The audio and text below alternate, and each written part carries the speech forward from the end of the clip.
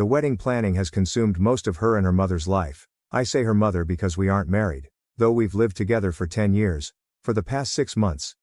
My stepdaughter graduated last December from university.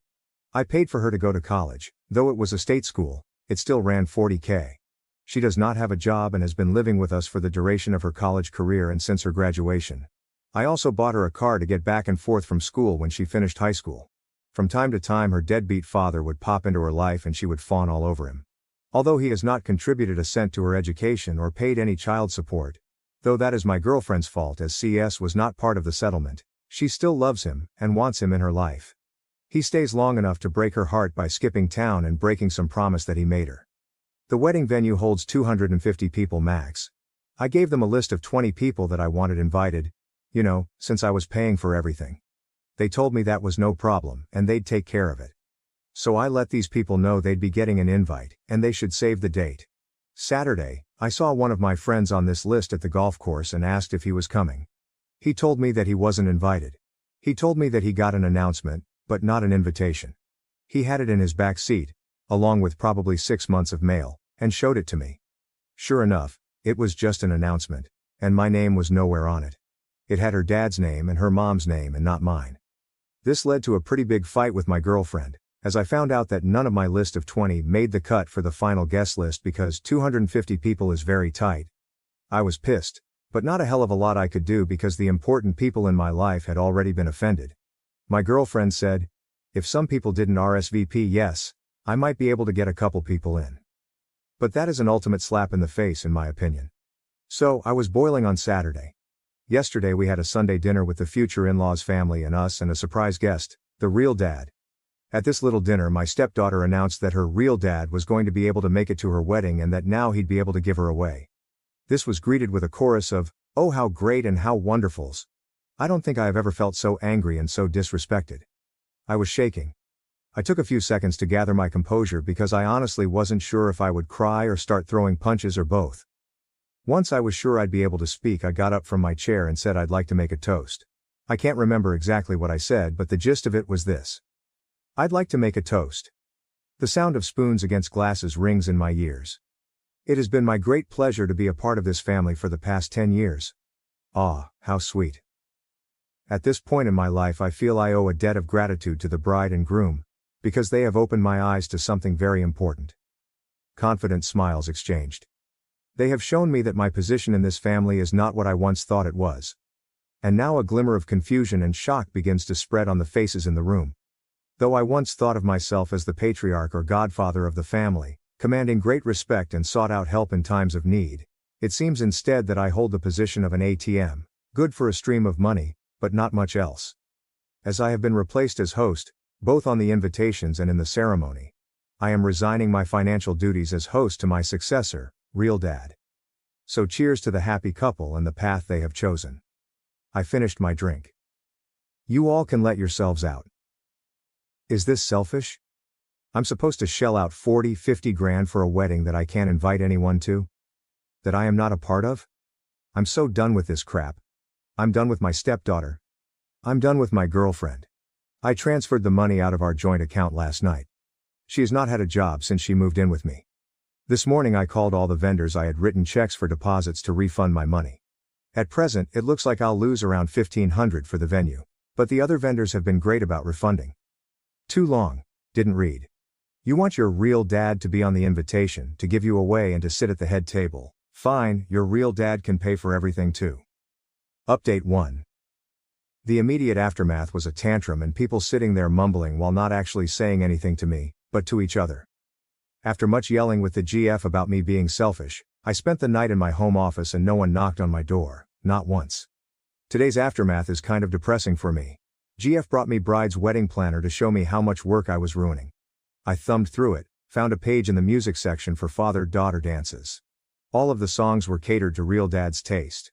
So I thought they were just being disrespectful, but now I'm feeling like they never really gave a crap at all, especially since the menu included 2 ingredients I'm allergic to. That actually made me laugh. Either way, I'm glad to be done, returned to the planner and asked her when she and the bride could move out. Also, I never promised to pay for the wedding. I offered them the use of my home when they were sure it was going to be small, but other than that, All I've heard is how it's the bride's family that should pay. So, let it be the bride's family then, aka, not me. Final update. Girlfriend and bride are now moved out. They are moving in with the groom. It was very hard not to be petty with some of the belongings they took with them, but it's done and I switched out the locks and now it's time for a brew. I can't believe how popular this story got, but I feel good to be given support by so many. If I find out what happens with the wedding, I will let you know, but I can't guarantee that I will put in the effort to find out. From what I've heard, they are trying to scale things back and get his parents to help out. GF burned bridges when I found out she tried to write herself a check on our joint account the day after the unpleasantness. By then I had already moved money, so I guess I'm a bigger ass than her, but I could feel it coming. That's all. Thanks.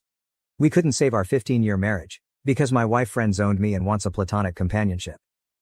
My wife, 35F, and I, 35M, have been married for 15 years and we've been together for 20 years. We have 2 kids, 12, 14. We absolutely adore and work tirelessly to provide the best possible life for them. For the past 3 years, things have been somewhat bumpy. I understand that our kids are at an age where they require a ton of our attention and resources with school, band, club sports, and other extracurriculars, and I'm aware of the physical and emotional toll that can have on marriages. However, for these past 3 years, my wife and I have had very little intimacy and very little sex, and we've been trying very hard to work on that aspect of our relationship. This past year has been the most difficult and by far the darkest year in our marriage. We didn't talk very much, we essentially became roommates co-parenting our kids under the same roof. It was very depressing and very demoralizing. It was to the point where we began contemplating divorce, and it became very dark and gloomy in the household because of that. We began seeking help with both individualized therapy and couples therapy, and it seems to have helped some. Little by little we started to get along and started to have deeper conversations about what our marriage looks like and what we would love for it to look like. This is where it gets tough. As time passed, my wife started to tell me she no longer was in love with me, and that she only saw me as a best friend. That she only loved me in a very platonic way, and this was one of the main reasons she didn't have any desire for intimacy and let alone sex. This was very shocking to me, and quite frankly, I was devastated. I became angry and depressed, and I couldn't fathom the thought that I was no longer wanted or desired by the person I felt completely in love with. Things began to deteriorate again, and not long after, we were back to square one. I sat down with her one afternoon and had a heart-to-heart and began to ask questions about where the root of this problem lies, and her answer was, "I don't know," and that, "I have built up resentment towards you, but I don't know where it stems from." As you can imagine, this provides very little to no insight into how to approach this. I'm puzzled, I'm frustrated, and I do not know what to do at this point. Currently, we've arrived at a place where she says that she has no sex drive and no desire for intimacy or connection. She says that all she wants is simply companionship, which basically means our co-parenting roommate dynamic. I asked her what I could possibly do, or what is it about me that is so unattractive or undesirable, and her response is always, "I don't know." She stated that she does love me, but it's not the same. That she has been feeling disconnected for years and that our marriage just takes up too much work. Her focus is only the children for now, and that my co-parenting contributions are meaningful to her in our home. I'm at a loss, and I'm mainly venting about my frustration. It's tough to realize that the person you love has no feelings for you. I feel like at this point I'm only here to contribute financially and as a parent. I feel like what she means with companionship is that she's comfortable with the convenience of having a good father for our kids and my financial contribution to the household. In regard to intimacy and/or sex, she basically told me that it's not something she's interested in or wants at this time. She mentioned that the only way to get to a point for any of that is to be intoxicated, which is incredibly awful and very wrong. I told her I do not think forcing herself to have sex or be intimate by drinking or smoking is good, and I declined to be a part of that, which to my surprise, it upset her and made her more distant. We're both extremely honest and transparent. We've never cheated on each other, and we are always free to look through each other's phones, emails, socials, etc. And we hardly ever do. I asked her if there was someone else and she declined. Honestly, I believe her. We then peacefully went through each other's things, and as expected it was clean. We've always been very forward, even with the hard topics, so I don't smell or feel any foul play or infidelity. Am I wrong for declining to only be intimate or have sex when she's intoxicated? I'm firm on my stance of not partaking in this only when I'm high or drunk sex, because it doesn't sit well with me. I do not know how to help our situation, and I'm starting to become a bit anxious and desperate. We're both fairly young and healthy individuals and good looking. We both have good standing careers and are good parents. I'm just not sure how our lives could have driven us to this point. I'd love some outside perspective on this matter and some insight on how to address something like this. It feels so awful to be unwanted and undesired by my own spouse. I hate it.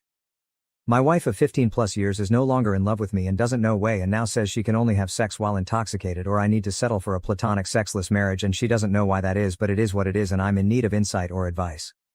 Relevant comments, missing reasons. Commenters looked at his history and found they were swingers. We did some swinging in the past. That was fun for some time. We mutually decided to stop doing it and we have established it's not the case. When we were swinging, however, our marriage seemed to be in a good place.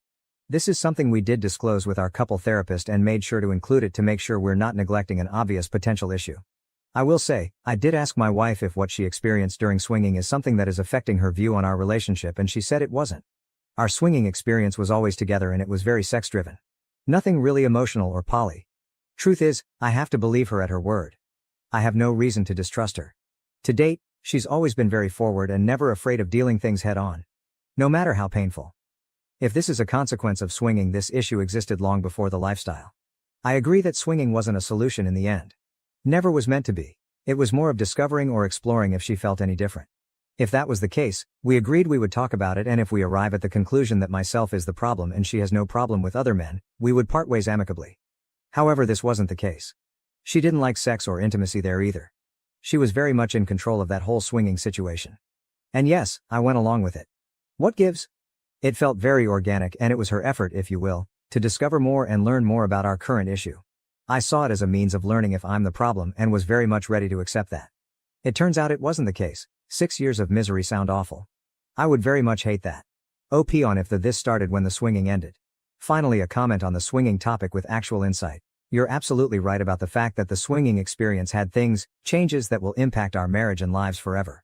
For example, the best thing swinging taught us, even above sexual exploration, was the level of transparent and open communication it requires. We would literally have mental orgasms having dialogue with such intentionality. We implemented that in all our lives and areas including parenting with our children.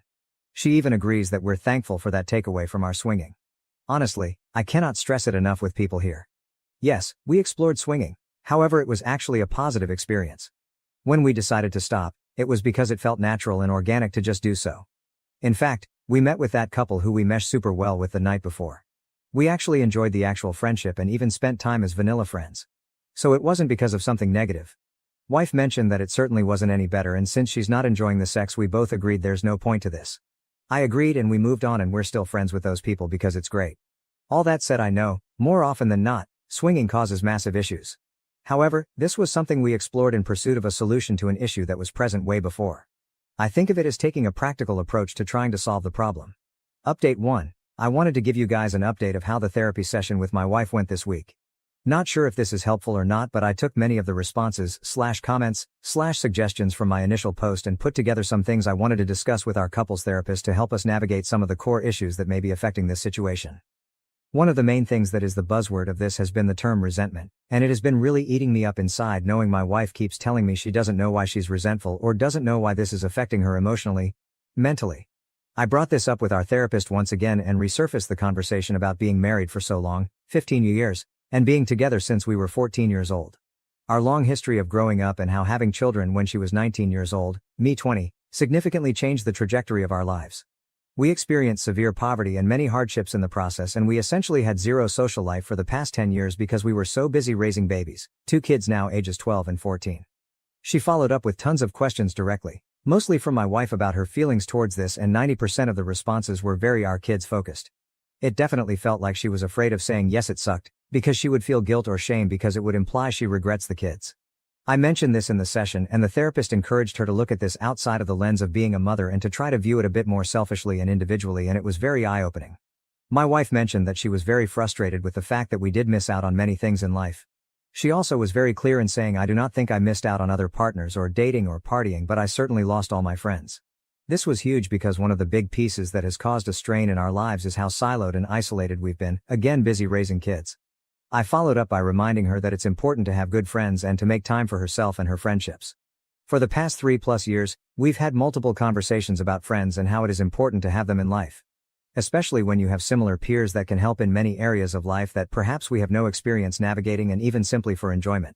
It has always been something my wife avoids. Even though she's always been someone who needs that external stimuli. The main reason for her not investing in friends or even herself has always been the kids. Like I mentioned earlier in this post, 90% of the answers have to relate to the kids to some degree. At this point in our session, I started to feel like there was a common denominator, the kids, in most of the frustrations and problems she was experiencing. So I simply asked her, "Do you think you may be upset at me because I'm responsible for these kids in the sense that I got you pregnant so young?" I wasn't ready, but she said that she was upset at me for that. She also followed up with the fact that she knows that's unreasonable because it takes two to tango.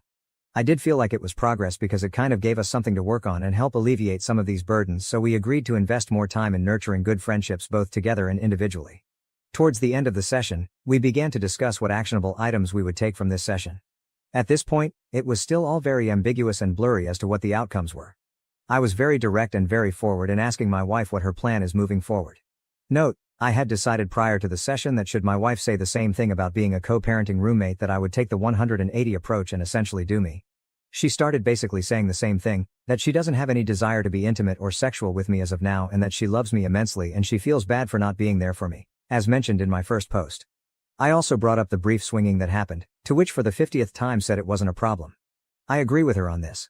This was something that was a mechanical approach for a solution to a problem that was very much in existence when we tried this. We, both, really have no issue with this. We know it happened, we tried it and mutually stopped and turned the page. I also brought up other life events that may cause resentment, and really we ended up not getting anywhere else as far as the root for resentment, which was discouraging. I then basically expressed to my wife that I will not be okay with that arrangement. I told her that I've really done everything I can and that this issue really has reached a point where it has nothing to do with me or requires me to do anything that I'm currently not doing. I was very direct and said that I will not be accepting this dynamic and that I need to be with someone who is actively involved in our marriage, works towards resolutions, and is very much interested in maintaining an active intimacy and sexual relationship. I expressed how I'm not going to be a convenience, and that there was more to life than being roommates and co-parents. I made sure she knows I love her dearly and that I do want this to work for the better. I also told her that I'm fully committed to this marriage so long as she is as well, and that if she wasn't, it's okay. However, I will not be a part of something where these efforts are not reciprocated. I told her I have no plans of leaving, and I do not want a divorce. However, I made it clear that if this dynamic continues, that divorce will be the only outcome. Of course, tears were involved and it was a very bleak and sad ending to the session. Still nothing was said and I walked out very discouraged and very determined to start working on the 180 as soon as we left the room. It's painful and very difficult because much of the 180 requires you to be very short and cold and transactional. The saddest part is realizing, this dynamic already is very cold and transactional. Here's where it gets very interesting. I started working on implementing many of the 180 recommendations that same day. I mentioned to my wife that, hey, things are going to be a bit different moving forward. I'm going to honor her roommate co-parent dynamic without reproach, and that it should be no mistake that I'm not happy here and I am never going to be okay with it, but I am done working on it if she wasn't going to work on it. She agreed and went to bed. I started to build distance and started to basically focus on myself. Very short and transactional. She asked for help on some of her personal things, to which I declined, and it really shocked her. She was upset, saying I was being petulant. I explained to her that she is now fully in charge of her own life and her own issues. We didn't talk all day and we only spoke when necessary. Few days I keep this going and she's very visibly upset and stressed. I typically react to that with gestures of help or nurturing, but I didn't this time. That night she was crying, telling me she's stressed and she thinks something is wrong with me because I'm indifferent. I simply listened, then I told her that this is the dynamic she proposed and that I'm simply, much like her, taking care of myself and focusing on myself. I'm not going to lie, it has been very hard to be cold and distant because, as I mentioned before, I love her and I wish I could hold her and love on her. However, I know this is somewhat manipulative in a way, just to get her way and still keep me in the friend zone. So I've been staying the course. We're now going on a week of this 180 and let's just say, there has been many changes on her side. I think she is starting to realize there is more to me than just friends and co-parenting. I sent her a text a few days ago essentially itemizing bills and separating the financial responsibilities 50-50ths, and she lost her shit. She basically told me it was out of left field, to which I responded, hey, friends go in 50-50ths and as your friend I expect nothing less. This was very eye-opening because it gave me a glimpse of how I'm really taken for granted and how her level of comfort and convenience at my expense is really overlooked. I pushed through anyway and basically told her that this is the new dynamic she asked for and that it's still a bargain, because she would have to be 100% if she was on her own. I'll wrap up with this.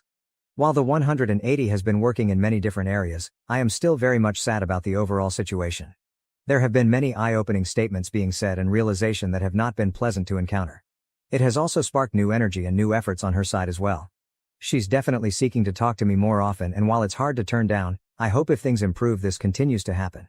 I've also noticed that she's making more time for herself aside from being a mom, which is huge because she pretty much neglected herself for years. I'm very pleased seeing her be more herself.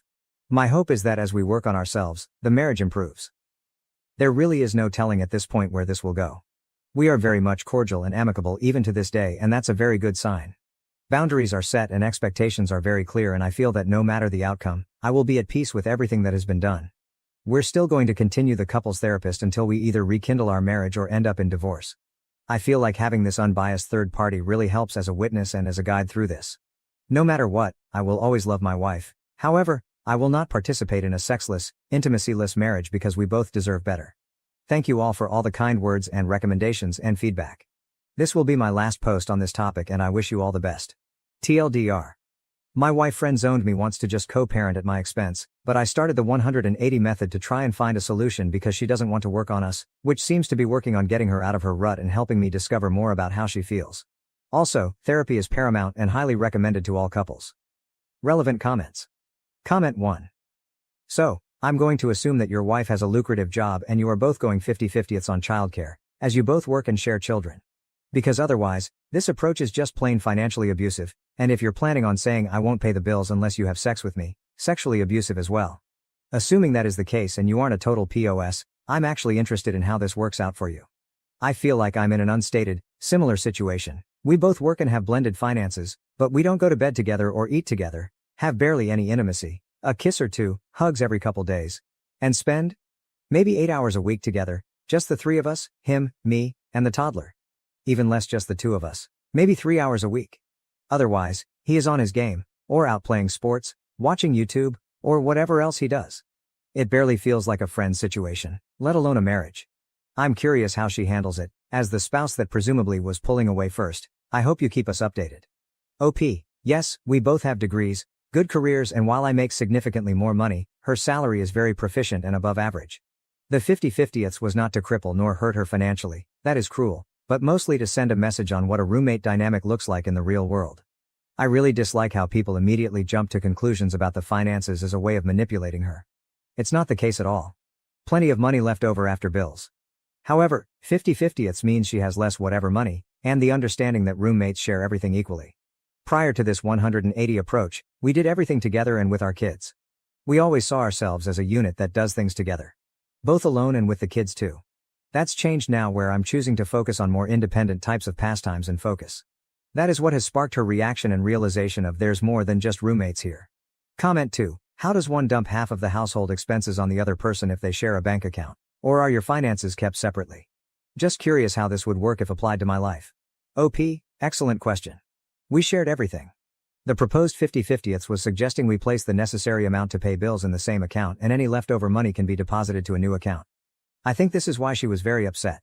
She felt a huge loss of control knowing she won't be able to monitor my finances. Also, she felt a huge loss in her leftover money with this arrangement and saw that I would keep significantly more of my own. This is still being worked out because I think she is calling my bluff here, but my plan is to notify her next week as I modify my direct deposit and open a new account. It will definitely be more real there. To be clear, for all the trolls here, yes, she will have less leftover money after responsibilities and it's still enough to live on. Example, for reference. Assume I make $3,000 a month, she makes $1,000 a month. Responsibilities are $1,000 a month.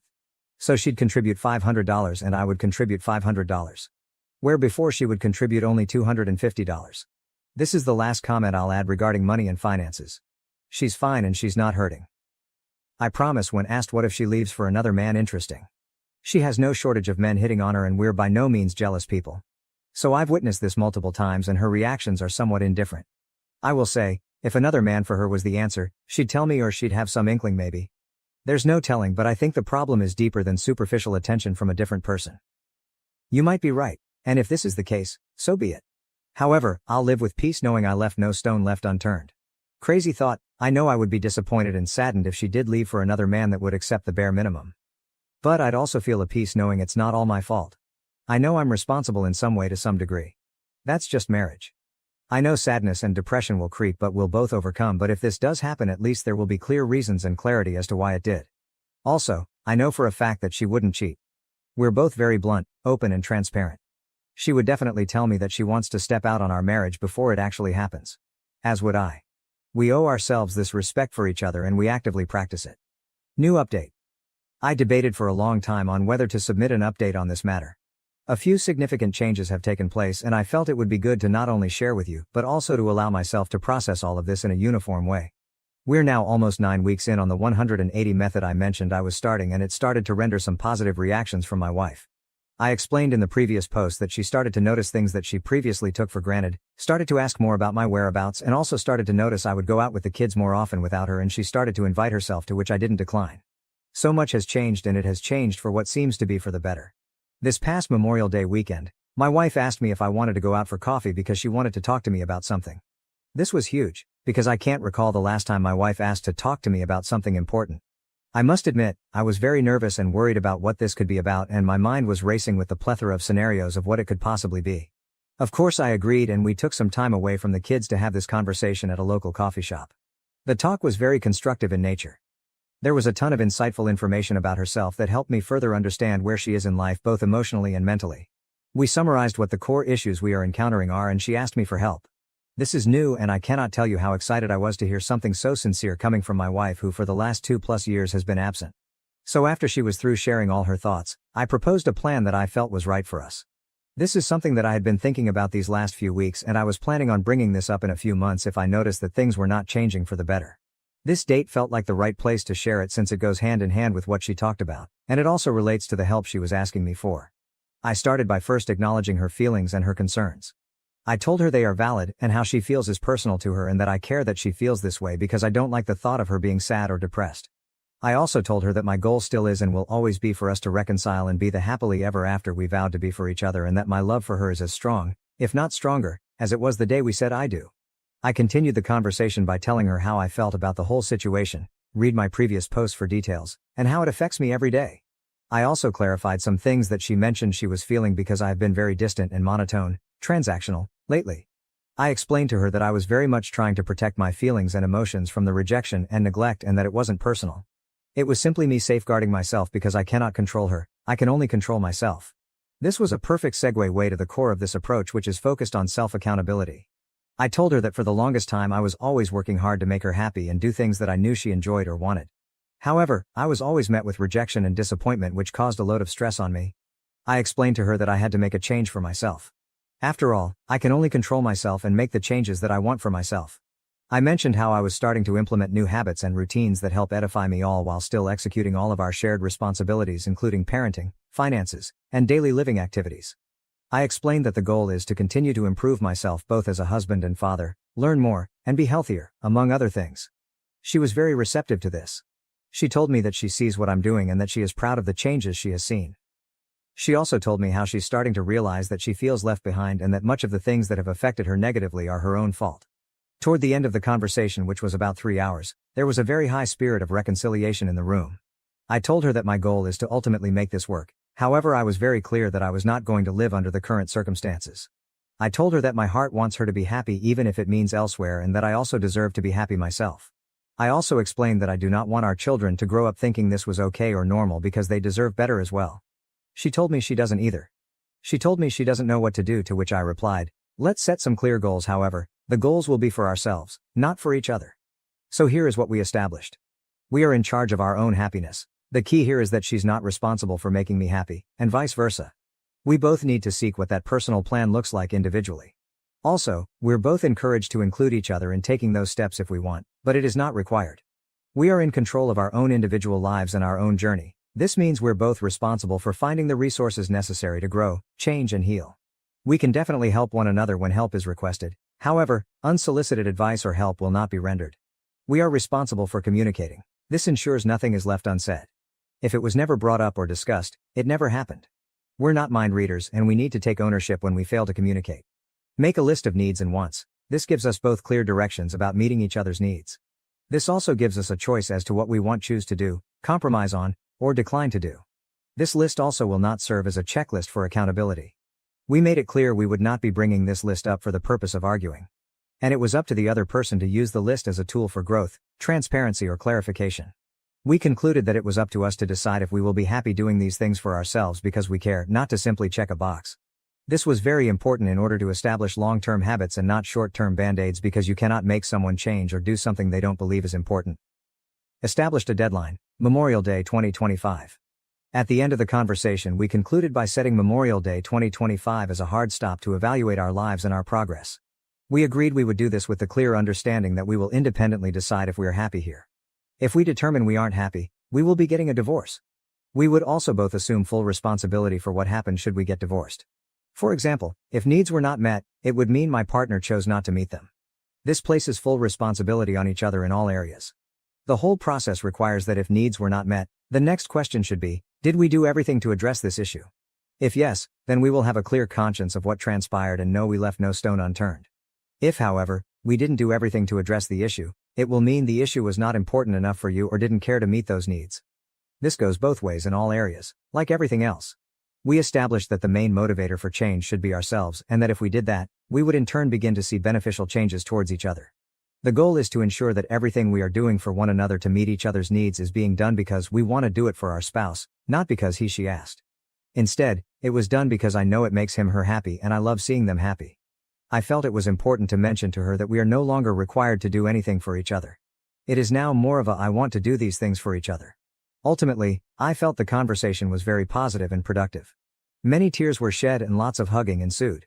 I know this doesn't mean or guarantee anything, however, this has never happened before and I can honestly attribute it to the 180 method.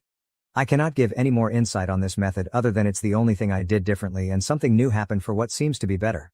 I've decided I will conclude and will refrain from this method moving forward as the plan now has changed. I'm planning to devote myself entirely to not only myself and my growth but to also work on her needs and wants because I want her to be happy by my side. She said and agreed she would do the same for herself. We agreed we would help and build each other wherever we request for it and that we will be approaching this as a team. As of today, some of the biggest changes I have noticed are her commitment to therapy and mental health. She is taking some antidepressants that are helping her. She is also more confident and in a far better mood more frequently. We have started to explore more ways of intimacy in multiple areas such as physical touch and words of affirmation. Sex is starting to make an appearance, which is exciting. Side note, sex was very awkward to start when you've been abstinent for so long. We've also started to work out together, which is great, and have lost weight, which is also very exciting. Overall, communication has improved, and I cannot wait to see where this leads. I hope this helps someone out there. I'm still very much interested in your feedback and thoughts on this. You all have been a huge help in giving me hope and insight into this tough journey. Trolls aside, many of you have really been instrumental in my journey both emotionally and mentally. I will not be providing any more updates until Memorial Day next year. I think it's now time to keep focusing on myself and start working on all the new opportunities that hopefully will arise with my wife. I wish you all the best in life and your relationships with those you love. TLDR, our marriage took a turn for the better after the 180 method and we're now working on ourselves, each other, and rekindling our marriage. We also set a deadline for next year to either remain together or get divorced. I discovered my stepmom's Reddit account and was shocked to find out how much she hates me and my siblings. I'm really pissed off and want to vent. I even cried reading the things she said and I don't know what to do. I don't need any advice, I just want to vent. My father has been married to my stepmother for 5 years. He has been divorced from my mother since my younger brother was 2 years old. There's no beef between them and they have a great co-parenting. I have a 17-year-old sister, a 16-year-old brother, and I'm 25. Then my father has a 3-year-old son with my stepmother. I found her Reddit account in a pretty random way. Since I'm only home on the weekends, I let her use my computer. She forgot to close her email because I was able to come home during the week. She doesn't post too much but she comments too much. I was honestly going to close the email but it caught my attention that all the replies were from an step-parent subreddit, so curiosity won me over. I know, it's not a good thing to do and curiosity killed the cat. The first thing I saw was her last post in which she detailed things about my life in a random Reddit sub, criticizing my decisions and even lying to get people to support her.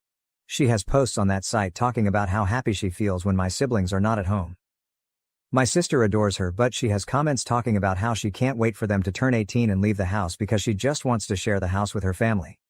My father and her toddler, it seems that she doesn't see us as her family. She has a lot of comments answering other people that it's totally okay to not love your stepchildren because they're not family and it's okay not to consider them one. She has comments talking about how much it bothers her when my dad and brother have sleepovers. They just watch a series in the playroom and then go to sleep, as she is tired of hearing the laughter of a teenager and can't wait until we all leave the house so my father can be with his real family. But what she hates the most is having to learn sign language for my little sister.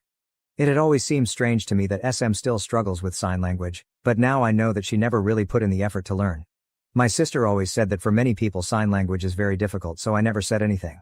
But now I know that she always found stupid to learn how to communicate with my sister when my sister always tried to help her. I was too surprised by the hatred she has when my father spends time with me and my sister. Her jealousy towards us is so obvious that it disgusts me that there were so many people who told her how they feel the same way about their SDs. To the point of sexualizing things by saying too many disgusting things that I don't even want to say here. My siblings are not problem children, they even love her very much, and what fills me with anger the most is that she is so false in front of us. Do you know the number of times I offered to babysit my half-brother so she and my dad can go on a date? All those times she refused to let me take care of him, but now I saw comments that she left about how I am living at my father's house and I don't help her at all, only for other people to respond saying that she should give my father an ultimatum to make me leave because I'm too old to live with him and he has a new family. I cook my food, do my laundry, I help my father pay the bills while she doesn't, and normally only come home on the weekends because I'm doing a police academy almost full week. I don't even care if I'm making it too obvious who I am. It was my father who told me to move back with him so that when I come back from the academy on Friday nights it will be a shorter trip. She sexualizes my interactions with my father, saying that it is not normal for me to sleep a nap hugging him and that I should know my place. He is my father, what the hell wrong with her? I'm so disgusted. I have the comments, I have the post. I have even comments from years ago and I will use them, I don't care. Comments. Comment 1, show dad her posts. Comment 2, this, show your father what she really thinks of you all, because once you're all eventually out and she gets her wish she's going to work double time to keep it that way and isolate him. Update 1, I decided to delete the post because for now I can't tell anyone what happened because I'll basically be locked up in the academy until Friday morning. In fact, I shouldn't even be using my cell phone now. Someone with too much free time shared the situation in that sub of step-parents to warn my SM. I have screenshots of everything, including a video showing that it is her email and showing the comments. If she sees that post, what will she do? Delete the account? I already have the proof. But I don't want my siblings to find out before I tell them, and I know that those types of posts usually end up in those TikTok that re-upload posts without permission, so I prefer to delete the post so that it doesn't stand out even more. Although my siblings don't use Reddit or that kind of content. I'm going to post again in that sub when I talk about everything with my family, so I hope Redditors know how to keep the secret of the post for now. I know they won't, ha ha ha. Being a stepmom is hard. Yes, one thing is feeling that you're having a hard time, and another totally different thing is making a post saying that you hate it when your stepdaughter is around her father because you think she's going to fuck him, TF. It is not the same to say being a step-parent is stressful, than to say honestly learning SL is unnecessary. BC when the girl turns 18 I will not see her again, it is a waste of time since she can read lips. Also some people complained about me hugging my dad. I also took a nap hugging my mother or my siblings. I'm sorry for having a family that loves me and are not perverts who see a hug as something sexual. Probably next week I will be able to maybe give an update. The academy keeps me working almost all day. Comments. Comment 1, it's already on TikTok. That's how I found this post. OP. I hope that for now it does not appear in my siblings FYP. Comment 2. As soon as it's posted on Boru it's on TikTok. Update 2. Hi. For now I'm going to post this little update here since I haven't spoken to my father yet, but I spoke with my siblings and mom. I told my dad that I was staying at a friend's house when I left the academy, but I actually went to my mom's house and told her everything. She doesn't even know what Reddit is, that site isn't used too much here, but I translated the comments and posts for her. I showed her the videos and my mom was furious. I explained to her that in the comments BM it's Madre Biologica. I was confused about it too the first time I read that, also with SM. So my SM also made comments and posts complaining about my mother, being that they have always had a cordial treatment. But still my SM was lying, saying that my mother was troublesome. No one in the comments said anything, everyone supported her and they recommended that she should move far away with her legal family, far away from the problematic BM and kids. First we told my brother, who was also upset and said that she was a fake, but that he has seen her ignore my sister and pretend that she does not see or hear her a lot of times. He explained that like me it also seems strange to him that SM has not yet learned sign language. My siblings spend a lot of time at my father's house. Just like English or Spanish, sign language is much easier to learn if you live with someone who uses it every day. Therefore it is strange that SM doesn't use it. He said that even my father has offered to pay for her classes, but she says she doesn't have time. We asked him if he noticed any other behavior of that kind, and he said that SM doesn't let him take care of our younger brother, which she also does with me, but curiously she does let our sister take care of him, so I don't understand that. Other than that, she's never treated him badly or anything like that. At the time of telling my sister she was the most hurt, she cried, especially because of SM's comments towards me, calling me a whore. It's kind of ironic how the comments towards her affected me and the comments towards me affected her, haha. Something that my sister noticed that I didn't is that almost all of SM's comments are criticizing me, my sister and even my mother. But my brother, she has only criticized sleepovers or when he comes back late from being with his friends. But she has criticized my and my sister's clothes, made up things about my life, confessed that she hates it when we hug our father, she said we're too clingy, she talked badly about my mother, etc. My sister said it's sexist and maybe she's got some mental problem. My sister said she always believed SM didn't really hear her and she maybe wasn't speaking well and didn't understand her. I think that's the shittiest thing of all. My sister's greatest pride is being able to pronounce some words no matter how short they are or if they sound like noise for some people. We understand her, but SM made her feel insecure every time she ignored her. I know that my sister always justified that by believing that it was her mistake and that SM made an effort to learn but it was simply more difficult for her, but now we know that no, she was never interested in learning. I'm getting mad again as I write this, sorry. My mother said she was going to talk to both of them, mainly because even though it's an anonymous site, SM's way of expressing herself is sick and she's not going to let my siblings be around someone like that. Oh, but she's venting. Being a stepmom is lonely. I received comments like that. It's not the same to say I feel lonely and I feel stressed, than to say my stepdaughter behaves like a slut, just because me and my minor sister uses a bikini for the pool.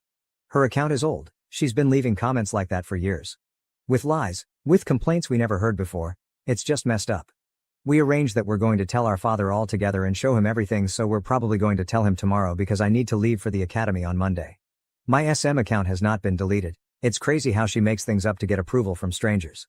At this point I don't even know if she's crazy or a mythomaniac. I would like to go back to her email since the password is saved, but I don't know if she will receive a notification of that because this time I closed the account. Update 3. We talked to my father over the weekend. For now he is staying at my mother's house. It is a complicated situation since in the middle of everything is my half-sibling too. During the weekend I went to my father's house and the first thing I did was tell my stepmom separately that I've seen her Reddit account and I'm going to talk about it with my dad. She told me that I can't condemn her for something she uses as an intimate diary, but I told her that this is not a diary. It is a social network where she makes her problems and lies public. If someone other than me discovered her account, then what was going to happen? Were they going to believe all the things she invented? If her identity was revealed on that account by someone else, I would have too many problems and could even be kicked out of the academy. Again, there's a big difference between saying I'm stressed and my stepdaughters behave like sluts around their father. I simply told her that my mother and sister also know it and would come to talk about it too. She for obvious reasons just went to lock herself in her room not wanting to talk with me. Once we talked to my father I showed him most of the posts and comments. There were so many crazy comments that I think it would take me too long to read them all because they were just so long too. She's that kind of people who comments the bio of their lives in the posts of other people. My father got angry. My SM never expressed having a single problem with us like that. The situation would be different if we knew what she thinks about us. My father went to look for my SM who refused to talk about it and was mostly angry with me for violating her privacy. My father told her that she's insane for thinking that my sister and I sexually provoked him, that he can't believe the way she talks about my sister and the happiness she expresses every time my sister goes to the hospital and is not home, how she expresses to be counting the days until my sibling stops going to the house forever. My father told her that she knew that he is a father and that he would never leave us aside. She made her decision, and even so, instead of talking about her problems she decided to create an account to play at being a victim. She said she needs a place to vent, but he told her that venting is not the same as telling lies. Venting is not the same as hating your stepdaughters and talking horrible things about them, and she could have spoken about it and not just lied.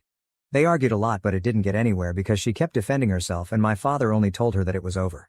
My mother told my father that she is not going to let my sister and brother be around a woman who is clearly mentally unstable because no normal person thinks like that. After arguing too much and even trying to make SM understand that what she did is wrong, she just justified herself all the time. My father went with us and told her that he is going to come back just to see my brother every day, but that he no longer trusts her and never saw that side of her. She lied for so many years. Nothing really went as I expected because I expected her to be more mature. I think I at least hoped that she could apologize, but I think she doesn't even think that what she did is wrong. In her mind everything was totally justified because being a stepmother is difficult, but nothing justifies her being so cruel and poisonous. But yeah, that's what happened. I think it's hurtful to know that someone can hide that much darkness inside. I wasn't too close with her, but I liked her, to the point of sharing my clothes and things with her, so I also feel sad about it. Mostly for my dad. Comments. Comment 1. Wow, just wow. You think you know someone and then 1 second, bam! I am so sorry you and your family are dealing with this. SM is off her rocker. Does she need constant attention and approval? She needs therapy and most likely the whole family because this is a traumatic event and major trust issues are now forming. Stay well, stay strong. OP. Comment 2. I am happy that your father stood up for you all. I got kicked out of step-parent Reddit because it was clear that some step-parents were unhinged and hated their step-kids with a passion. OP. Yeah, I even had to delete the first post because I was told that someone had made a post in that sub to alert my SM. AITA for severely punishing my son after he pulled a cruel prank on an autistic girl at his high school prom, resulting in family conflict. I am a 48-year-old woman with a 19-year-old son named Jack and an 18-year-old daughter named Alyssa. I am married to Tom, who is Alyssa's father, but Jack's father is my ex-husband Dan, who is also 48. Dan and I had a bitter custody battle, and he now lives in New York while we reside in Texas. Throughout the years, Dan, a very successful lawyer, has unsuccessfully tried to convince Jack to live with him. Jack is quite popular at school and is on the wrestling team. His teammates devised a cruel prank where they encouraged Jack to ask a girl with severe autism, who had a crush on him, to the prom as a joke. The plan was for him to attend wearing a gorilla suit. Initially, Jack refused, but the team raised over $800 to persuade him, even paying for the gorilla suit. Jack eventually agreed, which was completely out of character for him. After the prom, I was browsing Instagram and noticed pictures of Jack in the gorilla suit. I was surprised he didn't take his girlfriend Jess and, after reading the comments, discovered the truth behind the prank. My fury was indescribable. I woke Jack up immediately and yelled at him until I lost my voice. Tom joined in once he learned what happened. Tom and Jack have never had a good relationship, and I suspect Dan may have influenced this. During the confrontation, Jack told Tom to fuck off, "I'm talking to my mother." As a result, we confiscated all of Jack's electronics and his phone. We had bought a car for his graduation present, but due to his prank and disrespect towards Tom, we gave it to Alyssa instead. We also made Jack give us the $800 plus raised for the prank, which we then gave to his date and forced him to write a letter of apology. Jack was grounded for a month, and we canceled his 18th birthday party. When Jack's birthday arrived, there was an unexpected knock at the door. It was Dan, carrying suitcases. Tom confronted him, saying, "What is this? The custody agreement states you don't get him on this birthday." Ignoring Tom, Dan looked directly at Jack and said, "Hey kid, I'm here for the jailbreak." He then pointed to a Mustang and added, "Hope you like Fords, you can practice driving your new car on a road trip back to New York." Let's take a detour to New Orleans. Both of them were laughing, high-fiving and backslapping, completely ignoring us as we tried to intervene. The only time Dan acknowledged me was with a cold, icy look as he said, "Checkmate." Jack yelled, "Fuck off, Tom," as they drove away. Since then, Jack has cut off all contact with me. He communicates a bit with Alyssa, and from the little she shares, it seems he's doing well. Dan is treating him lavishly, taking him to steakhouses, Yankees games, and even giving him cash outright. It's been almost a year and I'm going out of my mind thinking I've lost my son. So am I the A? Edit. I realize there might be some confusion about whether Alyssa is my biological daughter or stepdaughter. She is my stepdaughter. However, we have such a close mother-daughter relationship that it doesn't even occur to me to call her my stepdaughter. Unfortunately, Jack never warmed to Tom in the same way. Note from me. Edit. People have pointed out that I should have provided more context regarding OP's comments. Initially, I didn't think it was necessary, but it has become clear that was a mistake. While I can't remake this thread, I can add what I feel are relevant comments. On the thought process behind the punishment, Jack has generally been a good kid and hasn't been in much trouble. He used to get into fights, but that stopped a few years ago. Typically, grounding him and assigning extra chores were enough to address any issues. Recently, his punishments have been minor, like being grounded for a weekend if he blew his curfew badly. For example, being home at 12:45 instead of 11 o'clock. I didn't have a fully formed plan for the discipline regarding the prank alone since it all happened so quickly. For me, the main issue was the prank, though Jack telling Tom to fuck off mattered too, but it was a lesser concern. For Tom, however, it was a bigger issue, for obvious reasons. On Dan, OP's ex-husband, and his motivation. There is some truth here. I wasn't very kind to Dan when our marriage ended and could have handled the custody matters more fairly during the divorce, which created a lot of animosity from Dan. While I'd like to think that Dan will eventually tire of throwing money at Jack, I can't ignore that Dan does treat Jack well and isn't likely to run out of money anytime soon. Having spent every day with Dan for many years, I know him very well. He is an extremely calculating man. His exact thought process was to see the perfect opportunity to take his son back after feeling wronged by the divorce process and then hit with everything he had. It worked. Dan always plays the long game, and I am sure he will continue to do so to maintain the current situation. More on Dan. Although I would love to portray Dan negatively and there are many criticisms I could make about him, he genuinely loves Jack and has sought custody for a long time. If his actions were merely about winning, I don't think he would have been so ruthless. He sincerely believes that I took his son from him. On the extent of the punishment and Jack's relationship with Tom, stepfather. Regarding Tom, my son never respected him as an authority figure. Even as a young child, if Tom asked him to do something, Jack would retort that Tom was just a rude guest in our home. While I can't prove it, I suspect Dan played a role in this. How else would Jack know that the house was bought with my divorce money and that Tom had no financial contribution? It's interesting you mention Jack calling Dan with his side of the story. I have no idea how he managed that, considering I had his phone locked away for 2 weeks when this occurred. I suspect his girlfriend Jess might have been involved, even though he was barred from seeing her. Part of the reason I believe this arrangement works so well for her is that she is attending New York University, and Dan somehow managed to get Jack into Temple University in Philly. They alternate weekends between New York and Philadelphia. Dan's Instagram post from last week showed the three of them dining together at Peter Luger's. Regarding financial issues and child support, I feel incredibly foolish. I should have seen this coming from Dan. He has been waiting for years for an opportunity like this, and I provided him with the perfect scenario. I admit I didn't treat Dan well towards the end of our marriage, though I never cheated on him.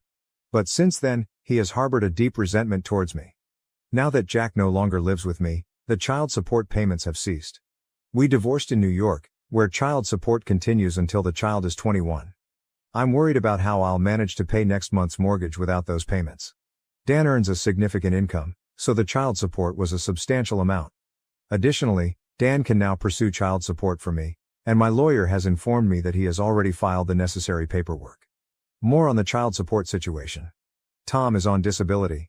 I knew there would be financial challenges when Jack aged out of child support in 3 years, but I hoped Tom would be back at work by then. Regarding Tom and Jack's strained relationship, I tried to introduce Tom gradually, and initially, things seemed fine. Although their interactions were never warm, they were at least civil. However, tensions escalated when Tom moved in with us. He had an accident at work and fell behind on bills, prompting an earlier cohabitation than we had planned. By that time, Jack had known Tom for a year. The issues began with minor requests, like Tom asking Jack to clean his room, put away his dishes, or mow the lawn. Jack simply refused to comply. I noticed that after every weekend Jack spent with Dan, his behavior towards Tom worsened. I vividly recall overhearing Jack, a few years ago, refer to Tom as my pet loser, during a phone call, a phrase I knew Dan had used about others before. When Jack turned 16, there was an incident where Tom, suffering from back pain, asked Jack to warm up some leftovers. Jack, engrossed in a game, rudely told Tom to do it himself. Tom responded by unplugging Jack's Xbox, leading Jack to exclaim, "This guy stays here for free, eats free food and now thinks he has a butler. This isn't a hotel, Tom. You can't afford one." On another occasion, when Tom told Jack to mow the lawn, Jack retorted, "Don't tell me to mow the lawn in my own house. You mow the lawn and make me a sandwich when you're done." Jack's behavior is notably different from others. He's generally kind, quick-witted and gracious. However, his attitude towards Tom mirrors his father's demeanor. Jack is charming and smooth with people he likes, but if he dislikes someone, he truly detests them.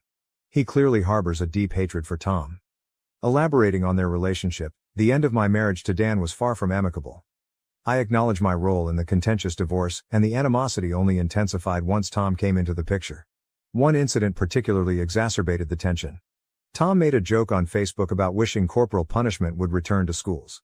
Dan reacted furiously, immediately flying from New York to our home, where he made numerous accusations and threats against Tom. Tom had to lock himself in the bathroom and escape through the window, fearing Dan's potential violence. This led to 2 years of litigation, where I had to prove that Tom had never and would never physically harm Jack. Meanwhile, Jack frequently taunted Tom, asserting that he had his father's permission to defend himself if Tom ever tried to discipline him. Given Jack's status as a 6'2" wrestling champion and MMA enthusiast, and Tom being a 50-year-old man with a bad back, the power dynamics were clear. If Tom ever laid a hand on Jack, I would ensure he faced jail time. However, I suspect that any physical altercation would first land Tom in the trauma ward. I am unfortunately well versed in how child support works. The household income is calculated and negotiated, especially when it exceeds a certain threshold. The total amount is then divided based on relative income. Although I earn a decent income, it's nowhere near what Dan makes. Before COVID, I was earning more. At the time of our divorce, I secured a favorable household income split, which benefited me since Dan had to pay me. Now, however, I have to pay Dan my share of that high amount. This situation has resulted in a double burden for me, losing the child support checks I was receiving and now having to write substantial checks to Dan. Additional insights on their relationship: there is a noticeable cultural clash between Jack and Tom. Tom, an old-fashioned Texan, believes that children should obey their elders and contribute to household chores. On the other hand, Jack, having grown up in Manhattan, has different expectations. Tom has significantly toned down his usual approach to parenting, understanding the existing tension. He believes that children should listen to adults and help around the house, but realizes his typical methods won't work here. I've made it clear to Tom that if he can't create a harmonious environment with my son, our marriage might not survive. Since then, Tom has largely refrained from taking on any parental role, though he occasionally tells Jack to do something, which often leads to a negative reaction from Jack. Jack's acknowledgement of his wrongdoing but feeling the punishment was excessive. Thank you for your input. Jack has blocked my number, but he still communicates with Alyssa since their relationship remains amicable. Alyssa even offered to return the car to Jack to make peace. He declined, saying he has a better car now and holds no ill will towards her. For some time Jack told Alyssa he would never forgive me. While he acknowledges his mistake, he believes the punishment was too severe, particularly losing the car and being banned from seeing his girlfriend for a month. Recently, Alyssa mentioned that Jack hinted at the possibility of reconciliation, but not for several years. Alyssa serves as a bit of a go-between, but I feel uncomfortable involving her in the middle of this conflict. It must be tough for her, seeing Jack as her big brother and witnessing the strained relationship between him and her father. OP on apologies and potential reconciliation. While I might not fully agree with all of this, I have indeed attempted to apologize. Despite Jack blocking my phone, I have sent emails where I apologized for giving his car to Alyssa, for yelling at him, for trying to force a relationship with Tom on him, and for taking the money.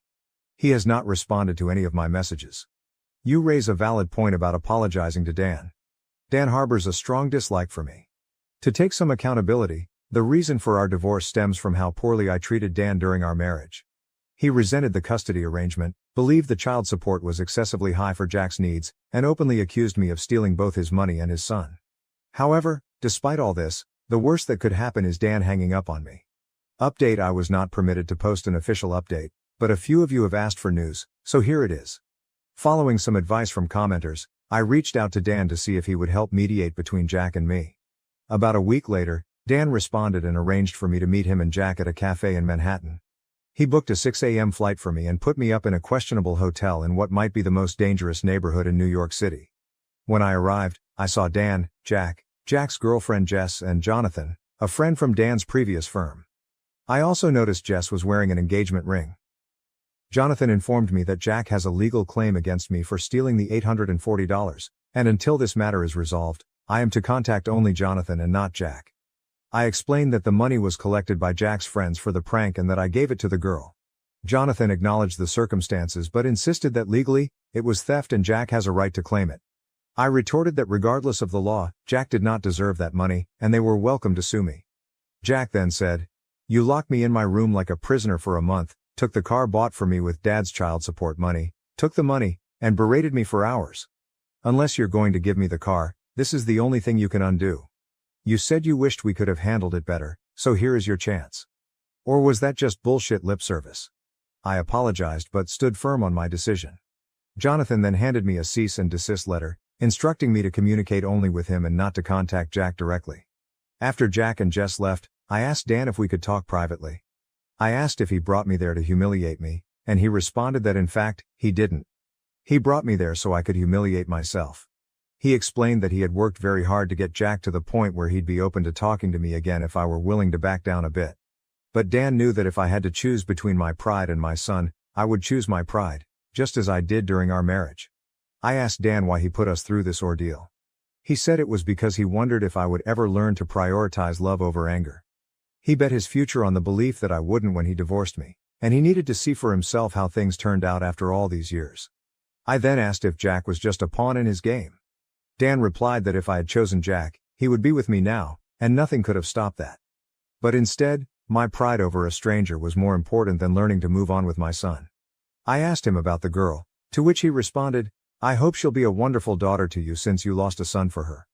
When I told him I didn't know the girl, he said, "Sounds like a bad trade," and left. Additionally, I found out I was not invited to Jack's wedding. After reading this update, I wanted to express my gratitude for the new information, but I'm a bit puzzled as to why you refused to return the money. Here are some earlier comments you made. If you lose your only child, nothing else really matters. I didn't understand that before. Hopefully, you never do. Regarding whether you would be willing to divorce Tom to get Jack back. If I had to, yes. Truthfully, that's kind of been falling apart anyway. And the only reason I haven't divorced him is because I don't want to lose Alyssa. I should never have touched the car. I should have just grounded him, insisted on the apology, and maybe also made him hand over the money. Losing a relationship with a child is a hell of a thing. It is like death. I hate what he did, but there is nothing worth losing a child over. I lost my son for that girl who I don't even know. My exact words were high road, low road, I don't care. Whatever wins. The irony is that now I'm sitting where he was except worse. I'd do anything for him back. Given all this, I'm struggling to understand why you weren't willing to return the $800 to Jack. Where's the disconnect? If you're genuinely ready to do whatever it takes, why didn't you return the money? Her response. I was so angry. I am still so angry. He was sitting there, as smug as can be, with his little girlfriend, my ex, and my ex's best friend acting as his lawyer. At that moment I just couldn't bring myself to do it. The entire situation was designed to humiliate me. They put me in a terrible hotel, made me travel all over New York City, then showed up laughing and backslapping. The lawyer informed me I couldn't speak to my own son unless I paid $800. I just don't know what to do anymore. Dan reversed the polarity on the child support, and I'm now a few months behind on the mortgage, and the hole gets deeper. I've listed my house for sale. I'm at my wit's end. My girlfriend of a year slept with another guy while we were taking it slow, a month into dating me. I have been with this girl I'll call Jess for close to a year now. Since specifics matter here, we started dating around last Thanksgiving, but it was only about a month later when we said we were in an official relationship. I really like this girl from the get-go, and we've gotten very close since then, and we're actually planning on moving together soon. Here's a problem. Recently Jess and I ran into a guy at a small get-together with mutual friends. They exchanged a weird look like there was something between them, but I didn't think too much of it at the time. During the party something came up about the place Jess went to for a date. The time was clear since it was a Christmas market in my town, and again I thought something was off about the guy. Well, later that night I actually got a text from him. He got my number from one of the mutual friends, but said, "Hey, I don't know you, but I thought you should know that Jess and I hooked up right after Christmas." I confronted Jess about this and I could tell she tensed up right away. She got this sad look on her face, but confessed right away. She said she had met this guy on Tinder and hooked up a couple of times but stopped any contact before we became official. She said she wasn't sure we would get into a relationship at that time, but she still felt bad that I found out this way. She said she considered telling me but was afraid it would ruin things between us. I told her I needed some time to think and proceeded to get drunk that night and ignored her texts. The thing is, I feel very betrayed and I'm really considering ending things. Sure, we weren't official when this happened, but we had already been on multiple dates at that time, and I thought it was pretty clear that we were moving towards a full-fledged relationship. On my side, I had no interest in pursuing other girls at that point because I only wanted to be with Jess. And on her end she was definitely hinting at us evolving into a couple and strongly hinting at exclusivity. The other part that kills me is that during this early stage, Jess specifically said she wanted to take things slow physically until we knew each other better. But during this same time she hooks up with a guy she barely knew from Tinder. When I asked her this, she said it's different because she took it slow with me specifically because she thought we would get into a relationship, but it was somehow different with a casual hookup. That logic makes zero sense to me. I don't really want to talk about it with my friends because I think they would hate Jess if they end up staying together. But I would like to hear opinions here. Would you stay in a relationship like this if things were going well but the beginning was so shady? TL.er. My GF met up and hooked up with a guy while we were dating but not officially while she was taking it slow with me. Relevant comments. Comment 1. In my opinion, if you're dating someone and moving towards a serious relationship, you don't freaking bang other people. This would be a deal breaker for me, but you do you, man. If you can't get past it, then end it. OP, yeah, that's how I feel as well. It would have been one thing if she was just talking to other guys in the early stages while we were still defining things. Of course that's fine and normal, but it feels like a slap in the face that she found another guy to sleep with after we had already gone on quite a few dates and I made it clear I thought we were moving towards a serious relationship, which she seemed to also acknowledge. There is no way she didn't know I would feel hurt that she did that. OP also added to a deleted comment. Teacher logic made no sense to me. She tried to explain that with guys she wants to be in a relationship, she wants it to feel special and wants to build an emotional connection. But for guys she sees no future. She sometimes just wanted some physical fun that meant nothing. But I just can't wrap my mind about that. It feels like a gut punch that as we were getting closer and building a connection, she didn't want to be intimate with me, but instead preferred to find someone else. No matter how she rationalizes it, it's hard not to feel like a second choice of sorts. Update. As the title says, I decided to break up with Jess. I kept going back and forth because I was worried I was throwing away a great thing over something that happened in the past, but the problem is I thought I really wouldn't be able to get past it. I can't help what she did was really shitty. Yes, I know that technically she did not cheat, but she knew that I wanted a real relationship and that we were potentially moving in that direction.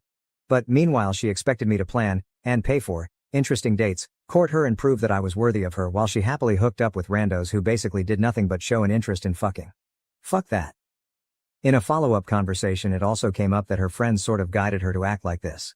That she should basically allow herself to have fun and to keep her casual options open but with me to make me work for it, and show that I wasn't just looking for sex but was capable of being a committed partner. The whole thing just seems so manipulative and ugly, and these were also mutual friends who I considered to be nice girls and now my friends as well. Now I never want to see any of those pieces of shit ever again. Anyway. I know this is starting to sound a bit like a rant lol, but I felt pretty pissed off and basically called it quits. The actual breakup was actually quite unpleasant. No harsh words were exchanged, but Jess cried and we kind of talked about some happy times. I guess that's the hardest part about this, like I don't think she is a bad girl and maybe we could have had a nice future together like we did over the past few months. But in the end, I do think I made the right decision. I want to be with someone who treats me well from the get-go, not someone who manipulates me while playing games just so she can have her cake and eat it too. Struggling with face blindness, I broke up with my boyfriend who constantly tested me. He wants closure, but I fear more of his cruel pranks. Editor's note, prosopagnosia, also known as face blindness, is a neurological disorder that makes it difficult to recognize faces and facial expressions. Original post April 4, 2024. Hi everyone, I apologize for posting this, and if it's not appropriate, I can delete it. I have been with my boyfriend for almost a year now. I love him dearly, and I believe he loves me too, but there is one issue causing a lot of problems in our relationship. I suffer from prosopagnosia, also known as face blindness, which makes it really difficult for me to recognize people's faces. I usually rely on other characteristics to identify people, such as hairstyle, facial hair, marks, skin color, accessories, etc. However, it is still very challenging. This condition has caused me severe anxiety and other mental health struggles. I am fortunate to have wonderful people around me who are aware of my condition and try to help. They introduce themselves when we start talking, wear something I associate with them, or find other ways to make it easier for me. Usually, my boyfriend does this too, but sometimes he likes to test me, and it is incredibly stressful. Once he shaved off his beard and a few times he wore a completely different style of clothing or changed his hairstyle, all without warning me. During these moments, he won't tell me who he is or even say someone else's name, just to see if I will figure out it's him. He makes jokes about switching with one of his friends to see if I will stay loyal. Although I usually recognize him eventually, it causes me a lot of anxiety. We have had major arguments about this. He insists he is allowed to change his appearance. I'm not a cartoon character, while I ask him to warn me beforehand. Don't get me wrong, he cares about me, but I don't think he fully understands how stressful it is. How can I make it clear to him? We have a lot of great times together. This is just a bump in the road. Update. It's hard to believe I made this post 19 hours ago and now I am in the middle of breaking up with him. I am very tired, so I will keep this brief. I went to talk to him, showed him this post, and told him he cannot do this anymore. The conversation was intense. First, he was angry I made this post, then he was angry I was taking it all so seriously. There were lots of apologies and so on. He again said he was just trying to make a tough situation more lighthearted and I said it's too much. He said I can't take a joke and I need to let him be himself. He argued that he always tells me when he's been joking and that if he really wanted to hurt me, he would just do things without telling me, so him telling me proves he cares. That comment made me very uncomfortable. At one point, he said he just wanted to test if my condition was real, because he thought I could be using it as an excuse for something. I left after that because we were just going in circles. There was a lot of him making an issue out of one small thing. I am exhausted. He is still blowing up my phone with love and apologies, but you all made me realize a lot.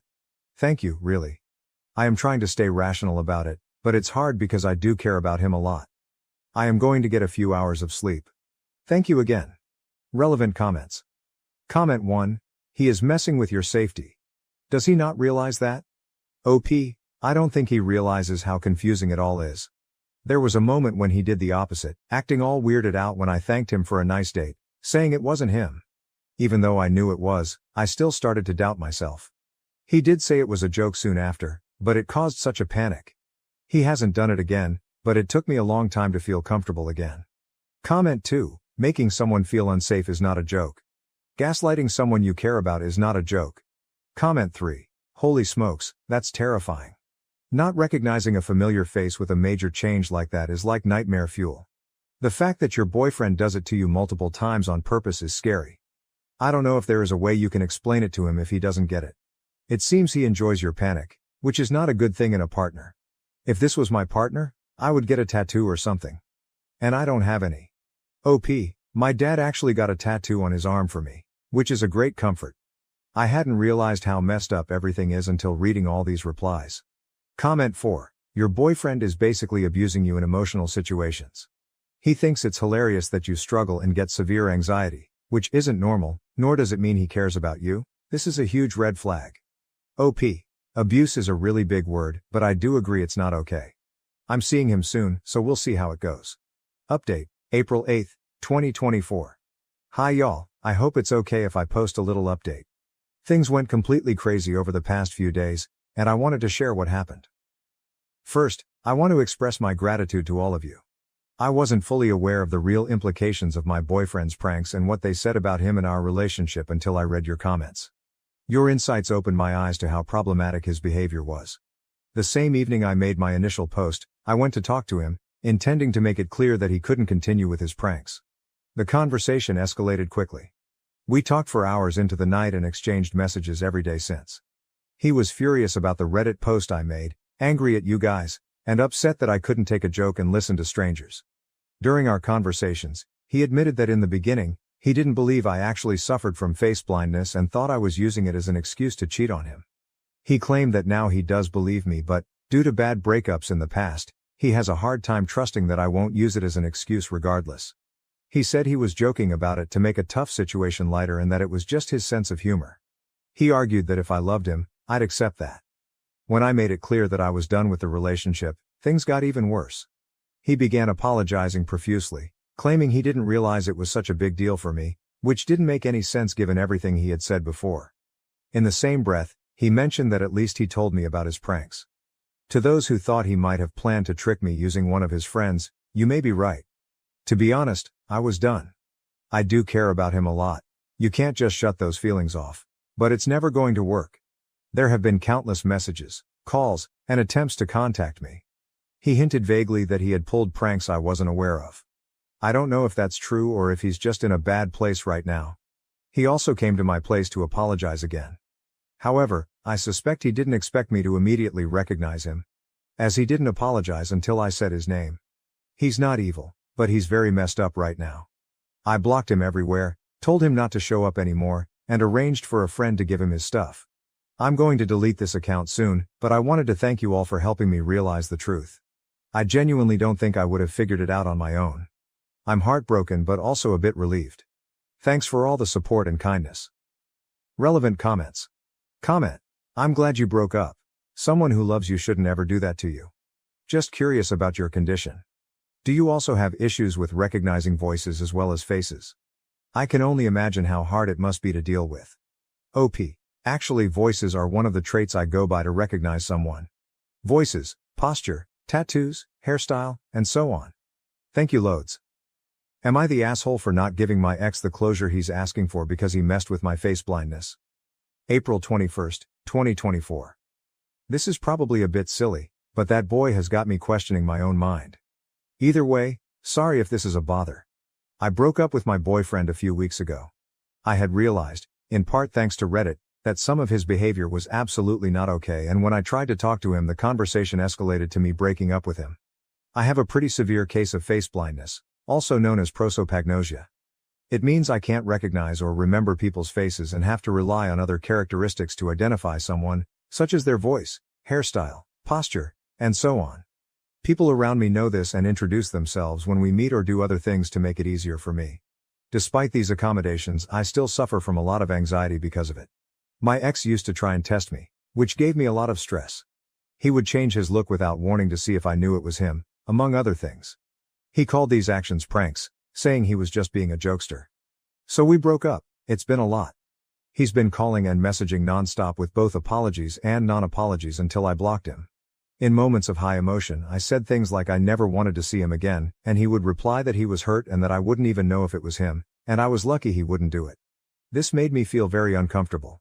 He contacted me again yesterday through a new account, saying he just wants one more face-to-face conversation, if only to give him his stuff that is still at my place and get some closure so we can both move on.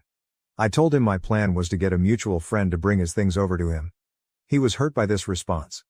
He seemed a lot calmer than before and told me that we were together for a year and he just wanted one conversation after I suddenly broke things off. He said he had some time to process now and doesn't understand how he suddenly became so evil in my eyes that I couldn't have one chat with him after a year of loving each other. Despite his calm demeanor, I don't feel good about it. My gut is telling me this will not be a good conversation, and my worst fears are that he might play a trick to prove some point. Would I be an asshole if I don't reply anymore or just say no? Edit. I didn't expect all these replies. I hope it's okay to respond like this. Thank you all, really. I think I knew already but somehow started to doubt myself. The past few weeks have been a lot. I really appreciate and need these words. I'm ready for all of this to be over and done with. Also, just a little thank you in general. Reddit has been a wonderful community, and it has helped me a lot. Update. Am I the asshole for not giving my ex the closure he's asking for because he messed with my face blindness? May 11, 2024. Editor's note. Changed initials to names for easier reading. Here's my previous post, for those who are interested. Hi. It's been a while, and since I'm still getting messages about this, I thought I'd just give one big update. More than a month ago, I broke up with my boyfriend because he kept pulling pranks involving my face blindness. I can't recognize faces and have to rely on other characteristics to identify someone, which is still confusing. After the breakup, he kept bugging me to meet up for closure. My gut told me not to, but I felt guilty. With your advice and my own gut feeling in mind, I decided not to meet him. I asked a friend, Roger, to bring him his stuff and kept him blocked, including blocking the new accounts he made. Roger returned with a letter from him, which was very apologetic. He took full responsibility and said he'd respect it if I chose not to reply. While I appreciated the gesture, I decided not to get in touch as I was still processing the breakup myself. However, he didn't let go as he said he would. Roger and other mutual friends told me he was asking about me a lot, wondering if I had read the letter and if I was seeing someone else already. A couple of days ago he showed up at my place, clearly not sober and very upset. Feeling sorry for him, I let him in, but as he sobered up, he became angrier. I messaged everyone I knew to come over as I didn't feel comfortable being alone with him. He accused me of not caring about him and claimed I had cheated on him without knowing it, suggesting he had his friend Mike, who has similar characteristics to him, kiss me on a night out without my knowledge. This made me feel sick to my stomach, thinking they might have played me. When I told him to leave, he refused, but thankfully, my friends arrived and got him out. I'm incredibly grateful for the people around me. Now I'm staying at my parents' place, taking a break from work, and looking into therapy. My parents, who have always been supportive, my dad even got a tattoo years ago so I'd never doubt it was him, are treating me like a princess and reminding me of the kindness people deserve. I haven't looked into a restraining order yet, but I might if this continues. Thanks to all of you for helping me see what's right in this situation. Reddit has been a wonderful community, and I'm very grateful. This will probably be my last update as this chapter is over, but I'm glad I got to pour my heart out to y'all. I have face blindness, and I don't know if I'm losing my mind or my ex is messing with me. June 30th, 2024. We broke up nearly 3 months ago, and it wasn't pretty. There were a lot of things that were not right between us. Among other things, he kept messing around and joking about the fact that I have a severe case of face blindness. I want to clarify that I wasn't perfect in this relationship either. I'm not trying to make him out to be the villain. Typically, I rely on voices, obvious traits, and so on to recognize people. I'm fortunate enough to have many wonderful people around me who'll introduce themselves once we start talking, warn me if they change their looks, or even get or wear something that'll help me. For instance, my dad got a tattoo just for me. But it's still hard and gives me so much anxiety. So maybe I'm imagining it all. I stayed with my parents and young cousins for a while after the breakup, but since I've been home, I feel like he's still around. The first time this happened, I went to a club with a friend and her boyfriend. I started dancing with a guy and then went outside with him to get some air. The moment we stepped outside and I heard his voice, I knew it was him. I was so sure. I freaked out, went back inside, and left with my friend. I messaged him later, and he denied it vehemently, telling me he wasn't even near there and that we could meet up and talk if I wanted. My friend said she wasn't sure, as she was off with her boyfriend and didn't see him. So maybe I'm wrong. My gut says it was him, but I can't trust my brain with these things. There have been more incidents like this since. If I go out, sometimes I just feel like he's there. I'll see a guy focused on me and will know it's him, but he'll deny it. Or someone will come to my job, and I'll recognize the voice, but he responds so confused that I feel like a crazy person making a scene, so I just quietly give him what he needs. I'll go to the grocery store, and a guy will suddenly be next to me. He won't even say anything to me, but the smell and traits tell me it's him. But later, he denies it all. It's not every day or anything like that. Once a week, maybe not even that. But it's enough to make me feel so on edge. The thing is, I could be wrong. Maybe it was never him. I don't go out much anymore unless I'm with someone. I keep my phone in my hand in hopes of snapping a picture to show my friends. I'm looking into getting a camera. I don't know what else to do, really. I'm afraid if I talk to others about it, they'll simply dismiss it. At the same time, he's still messaging me, just as kindly as when we first started dating. He says he's worried about me and wants to help. And I just feel like I'm going crazy. Maybe I am. Has anyone ever messed with your prosopagnosia before? What did you do? July 2nd, 2024. I have a quite severe case of face blindness, but I have my own ways to get around, like many of us do. However, I can never be completely sure who's in front of me until they confirm it. I'm sure you know the feeling. Now, I have had wonderful people in my life who make it so much easier for me. But have you ever had people who don't do that? My previous boyfriend used to mess with me sometimes, and I sometimes worry he might still be. But it's hard to be sure when I can't trust what I see. Sometimes I'm so sure it's him, but he'll deny it, and I can never convince myself to be 100% certain of what I saw. Do you have any things you did to deal with people who messed with you? Or didn't take your prosopagnosia seriously? New update. Update. I have face blindness and I don't know if I'm losing my mind or my ex is messing with me. Turns out, it's both. July 19th, 2024 first. Thanks to the mods for allowing me to post this update. I don't know if anyone will see this, but I keep getting messages about this, very kind ones, for which I'm grateful, and thought I'd just do a wee update. I'm not in the best place mentally, so I will keep this short. This will also be my last one, as I've taken plenty of your time as is and don't really know what to do with the attention, though I'm extremely appreciative of all the support and advice. I posted here a while ago about how I wasn't sure if my ex was messing with me, and my face blindness, or if I was just being paranoid. I now know it's both. I really did feel like a crazy person. The day I made the post, I broke off contact with him again. I got a few more messages from him, all kind and concerned-ish. Even some mutual friends, and one girl I barely know, reached out, saying they were worried because of what my ex told them. But here's the thing, I did manage to subtly make 2 videos, 2 different times, in which my parents could clearly see him. Honestly, I was an absolute mess. Since then, I've also been staying with my parents again and took a break from work. We're trying to look into a restraining order, but it's not that easy. However, there is some redemption. Roger, a buddy, exposed him entirely, doing what I lacked the guts to do. After that, I received some extremely angry messages from my ex, who stated things like, he just happened to be in the same place. Because of my fears, I'm now making him out to be a stalker. However, this doesn't explain how it happened at least twice in less than 2 weeks, or why he didn't just declare it was him. That's where we're at right now. I wish I could tell you more. I'm kind of stuck right now. I have no proof about the previous times. Even more so, there have been moments in the past weeks where I also thought it was him, and it wasn't, either confirmed by video or because I wasn't alone. Then there have been some times in the last weeks where I didn't manage to get any recording or photo. Though I am relieved to have some answers, I'm also heartbroken. I don't know how to process knowing there are people who will abuse my flaws in this way. I feel incredibly paranoid, and it's exhausting. I'm looking into moving away. At the same time, I'm hopeful this is the end of it, that him getting exposed will be the end of this.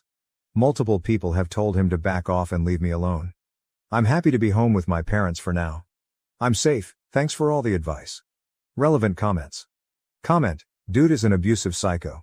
Put him on blast. He has serious mental problems. OP, I'm gonna sound like an absolute idiot, but I still often feel conflicted about it. I wish he'd just admit to everything. There's a lot of things that feel uncertain and I'm having a hard time letting those go. Like, I only have proof about those 2 times. What if he's right and it was only those 2? Still wouldn't be okay, but IDK. Either way, just hope it all ends here. My stepsister stole my fiancé and taunted me with postcards. Now they're broke and begging for a job at our family business. I, 28F, was engaged to my college boyfriend about 4 years ago. We had been together throughout college and got engaged at 23. A week before our wedding, he ran off with my stepsister.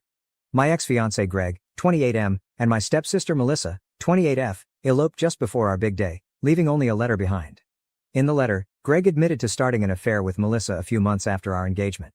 He said he realized he couldn't marry me because it would be unfair to all of us, as he and Melissa were the ones truly in love. He believed the universe used me to bring him to his true love, and marrying me would deny us all a happy future. And that was it. They left, and I didn't see them again until recently. Greg's parents were so embarrassed by his actions that they covered all the wedding costs, so I didn't have to pay anything. That was the last time I interacted with his family. My own family was beyond embarrassed. They were furious. My father even considered hiring a private detective to track them down and bring them back for answers. Just to let you know, my father is actually my stepdad, but he has been my father ever since I was very young, and I have always called him dad because he is the only father I've ever known. My biological dad left shortly after I was born, and my mom never saw him again since he gave up his parental rights, and they were never married. My mom married my dad when I was 8. Melissa and I went to the same school, which is how our parents met. For some reason, Melissa took a dislike to me and treated me terribly for years. She was a true bully, constantly picking on me at school with her friends. The torment didn't stop at home. She would find ways to make me feel bad there too. Despite my complaints, our parents' attempts to discipline her weren't effective and she wasn't afraid of them, so she continued her bullying. My school years were a nightmare because of her and her friends. Much like my dad was absent, Melissa's mom wasn't around either, as she had passed away a few years after Melissa was born. Her mother died in the middle of the night from an epileptic episode, so whenever my mom tried to discipline her, Melissa would retort that she had no right because she wasn't her real mom. My father attempted to stop her bullying, but it was futile as she was fearless. They tried everything from scolding to gentle talks, but nothing curbed her behavior. Occasionally, they threatened to send her away, but she would boldly challenge them, knowing they were empty threats. In middle school, she was already troublesome, but by high school, her behavior worsened significantly. She picked up bad habits, becoming almost a juvenile delinquent. She started smoking and sneaking out to drink with her equally problematic friends. The turning point came when she was arrested with her friends one night for breaking into a house while drunk. This incident finally pushed our parents to take action. After weeks of pleading and protesting, they managed to send her to a rehabilitation center for troubled teens. Though she was unhappy, my father was adamant, insisting that if she wanted to stay with us and be part of the family, she had to improve. He couldn't allow her behavior to continue and disrupt everyone else as she was becoming a menace to society. Melissa left during our sophomore year and didn't return until after we had graduated. She enrolled in a school near the rehab center and stayed with her aunt. I didn't see her during those years because I had no interest in how my biggest bully was doing. My parents visited her every weekend and always asked if I wanted to join, but I always said no. Her friends ignored me after she left, which greatly improved my high school experience as I no longer had anyone constantly bullying me. Melissa continued her education in rehab and, when she returned, the first thing she did was apologize for everything she had put me through. She seemed much calmer, and I thought she had genuinely changed, so I forgave her. We were both heading off to college in a few months anyway, so it didn't seem to matter much. Once college started, we both moved out and only came back home for the holidays. During those times, she was much nicer to me, not in the sense of being friendly, but she simply ignored me instead of constantly picking on me as she used to. I had no reason to suspect anything even after getting engaged. They both acted as if nothing was happening. I never thought Greg might have feelings for Melissa. It never crossed my mind because Greg convincingly acted like he was in love with me, all while cheating on me with Melissa. She also pretended to be my friend, so I didn't find out the truth until it was too late and they had already left. My parents wanted to track them down and bring them back, but I convinced them to let it go because I just wanted to forget everything. It was already devastating that Greg and Melissa made a fool of me by running off a week before my wedding. I couldn't handle any more drama. I was deeply depressed and emotionally drained. For weeks, I buried myself in work and sleep to avoid confronting my heartbreak. My heart was shattered and I felt numb, but worse was yet to come. A couple of weeks after the day that should have been my wedding, I received a postcard from Melissa. She was in California, and included a bunch of photos of her and Greg looking incredibly happy. It was clear she was rubbing it in my face. She mentioned being sorry about the surprise before my wedding, but it was obvious she wasn't truly sorry. She just wanted to hurt me. That's when I realized she had never forgiven me for what happened years ago and blamed me for being sent away. She never wanted to be my friend. She used me to get to Greg. I had trusted her and ended up being a stepping stone in her malicious plan. I have to admit, for days after receiving that postcard, I couldn't sleep because I was losing my mind over it.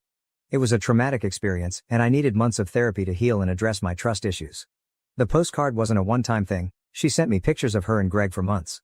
It only stopped after about a year because I never responded or engaged with her drama. Our parents were furious and cut all ties with her after the first postcard. They never reached out to her again, which was a significant loss for Melissa because she was poised to inherit her dad's business. She was a business major, partly because she wanted to join our father's company. However, after her betrayal, our father severed all ties with her and offered me the opportunity to work with him instead, feeling he needed to make amends in a significant way. Unlike her, I had a degree in history, which had nothing to do with business. Therefore, I needed to learn the ropes from scratch. My father assured me this wasn't an issue and was eager to teach me everything he knew so I could eventually take over the business. I agreed and started working under him to learn how to run the business, allowing him to retire and hand over the reins to me. After a few years of hard work, I was promoted last year, and my father retired.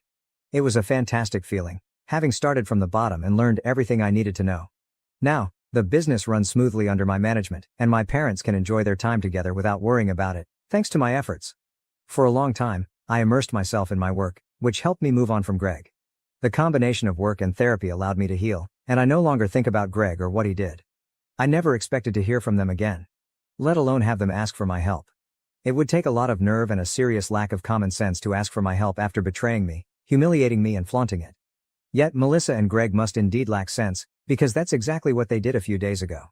It was the weekend, and around lunchtime, my doorbell rang frantically. Thinking it was the pizza I ordered, I didn't think much of it. To my shock, when I opened the door, instead of the delivery guy, there stood Melissa, looking extremely worried. Speechless, I waited for her to speak. It was clear she was there to ask for help. She looked destitute and her appearance betrayed her situation. Melissa, always impeccably dressed, now wore old faded clothes that looked long out of date.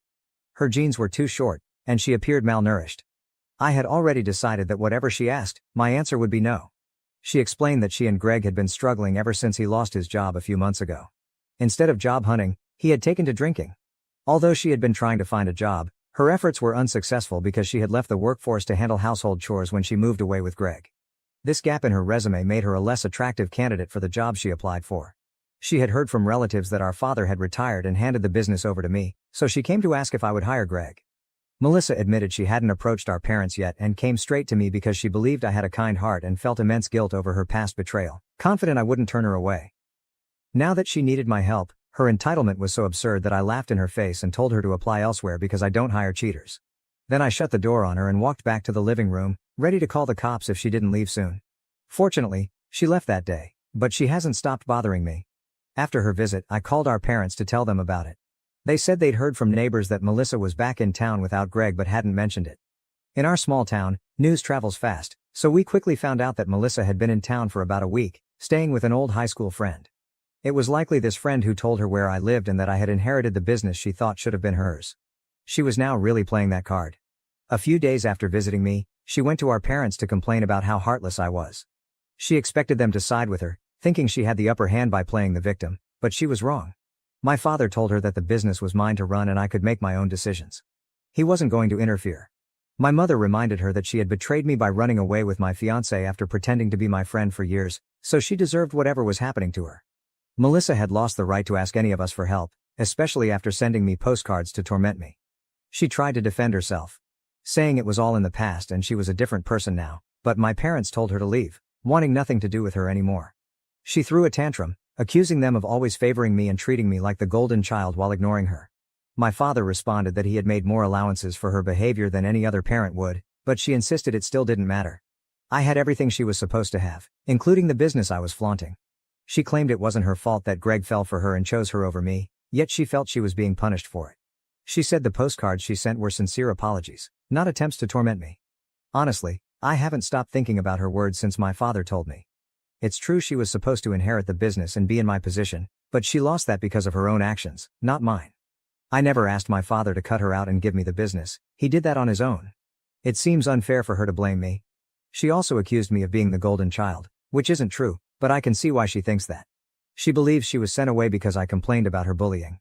It's a big deal for a parent to decide to send their child away, and I know it was hard on my father. But again, that's not my fault. If he hadn't intervened, Melissa might have ended up in even more trouble because of the path she was on. I also doubt her claim about the postcards being genuine apologies. She was probably just trying to cover up her intentions. I feel sorry for her because her husband turned out to be completely useless, and now she has to bail him out. She even came to me for help, which must have been incredibly hard for her. I regret how I treated her before. I have everything now, and she has nothing, so I can't help but pity her. That's just who I am. Besides, it's been a long time, and I'm tired of holding on to this grudge. But I also don't want to help her. I can offer my sympathy, but I don't want to hire them or give them money. I think it's enough that I even feel bad for her after everything she put me through, which most people wouldn't do. The only reason I feel bad for her now is that this business was supposed to be hers. Now that I'm in a position of power, I'm finally getting back at her, and it feels wrong. Maybe it's because of what she said about me being the golden child, or maybe it's just imposter syndrome, but I feel weird about this. So am I the AH for refusing to hire my ex-fiancé, who eloped with my stepsister, now that they're struggling with money and need help? Update. I was at a loss and the comments here only made things more confusing. Some of you thought I was right to turn them away, while others claimed I was always the favored child, causing Melissa to act out. This wasn't as helpful as I hoped. I decided to talk to my parents, as I've always sought their advice when facing problems. They assured me I had no reason to feel sorry for Melissa. They said everyone had gone above and beyond to help her become a better person, but if she wasn't willing to change, there was little we could do. My father mentioned he had intended to let her take over the business if she had behaved and been a good daughter, but she failed and embarrassed the family. Given that, she couldn't expect to take over or even be part of the family anymore. Talking to my parents made me feel much better. So, I'll try not to feel guilty about things I haven't done anymore. Update. About a week had passed since Melissa had shown up at my door and visited my parents. We hadn't heard from her, and I almost thought she had gone back to Greg until today when she appeared at my workplace and caused a scene. It was terrible because she just walked in, knowing the place well from childhood, and easily bypassed security. She stood in front of my office, shouting that I had stolen the business from her by pretending to be a perfect daughter to our parents and constantly sucking up to them to gain their approval. She accused me of falsely claiming she had bullied me throughout our childhood and convincing our father to send her to rehab just to solidify my position as the favored child. She declared that the business was supposed to be hers, but I was refusing to let her be a part of it because I was jealous Greg had chosen her over me, unlike our parents who had always favored me. She said I had lost my mind from being overlooked and had turned our parents against her. When I heard the commotion, I called security and went to see what was happening. I tried to tell her to shut up, but she continued for a few more minutes until security finally threw her out of the building. I called my dad before contacting the police to get his opinion, and he was furious.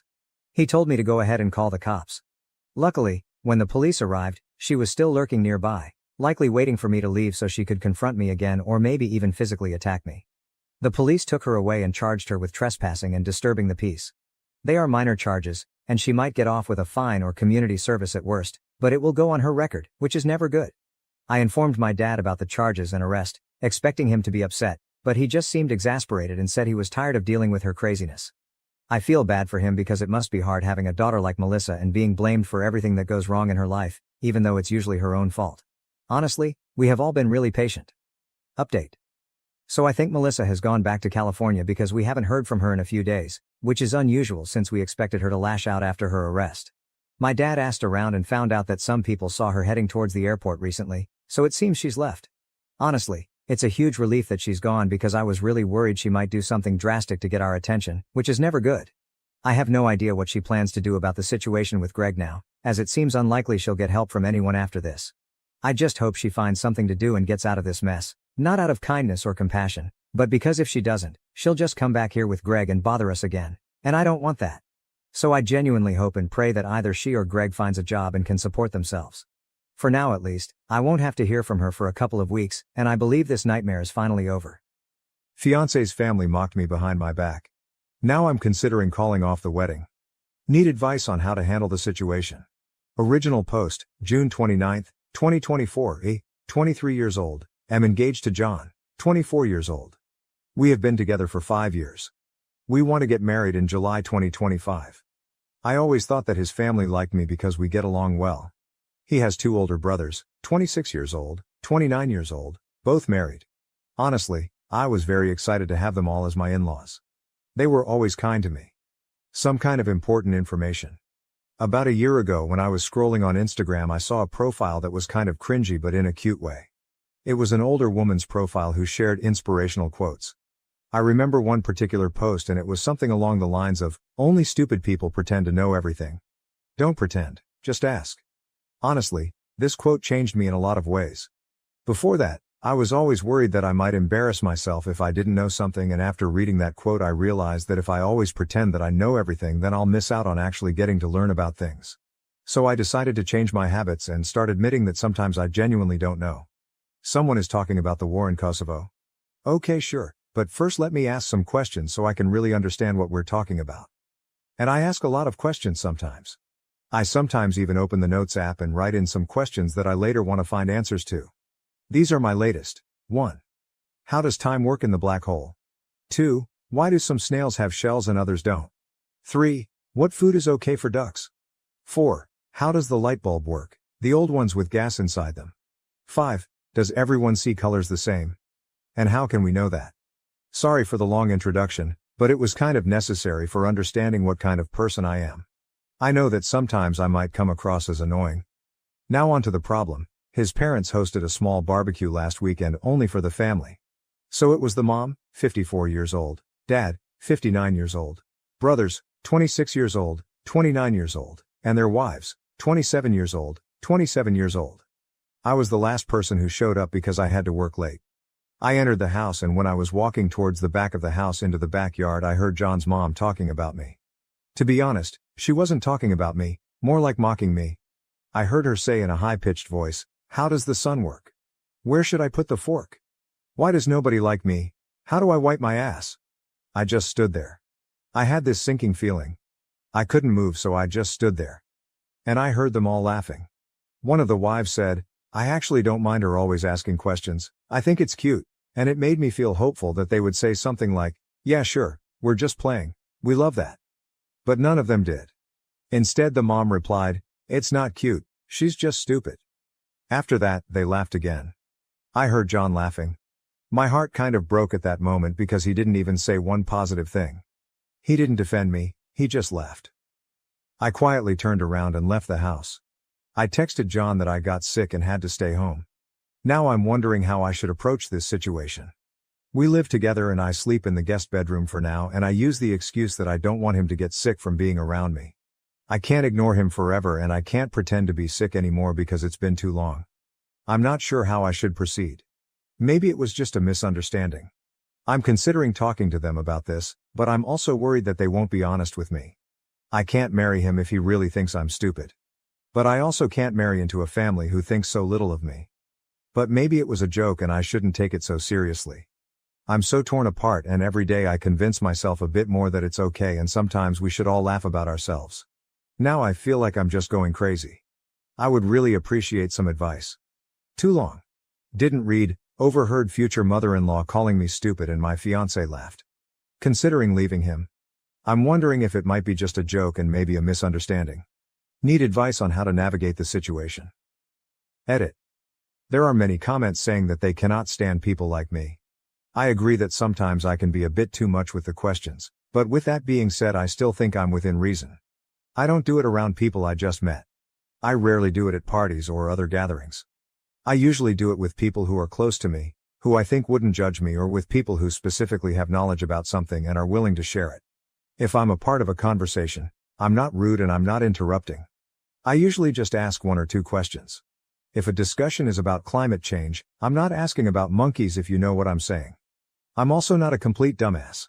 I don't ask questions that generally would be considered dumb to other people. Those I just write in the notes and check answers later on the internet. I'm capable of reading, so I make good use of it. But after all, I still do ask questions a lot. Highlight comment and some replies. Commenter: they were laughing at you behind your back. If he says anything along the lines of, "That is how they are, get over it, it is not a big deal, you are too sensitive," anything that excuses their behavior, then he is really asking you to accept it. He is asking you to give your permission for it to continue, and your silence is your permission for it to continue. If they can't say it to your face, that tells you a world of information about the kind of people they are. If you want to see how things really are, confront them about this and see what happens. Their reactions will tell you everything you need to know about all of them and will be helpful in making such a big decision. It will show you how they deal with conflict, which will be a good indication of what you will be getting yourself into should you marry this guy. They will be a part of your life for as long as they are alive. You need to know if you can tolerate being a part of his family. Replier 1, OP. If he says they were just kidding, respond with, well, I'm not spending the rest of my life being the butt of the joke, and give him the ring back. This isn't going to get better if he does anything other than immediately apologize for everything, including not defending you. Replier 2, this is brutally sad to discover now, but it is crucial to either set boundaries or leave the relationship. You deserve respect and kindness from your in-laws, and it is 100% non-negotiable from your spouse. For the entire side of the family to be involved in that nastiness is shocking. It's really disturbing and gross that they would act like that. Replier 3. This isn't about boundaries. His entire family thinks of her as stupid. Her confronting him and them won't change that. Her husband also thinks it's okay to mock her. That's just terrible. They should be embarrassed. To be such nasty people. It is disturbing and gross. She should have nothing to do with any of them. OP. This isn't something you can fix.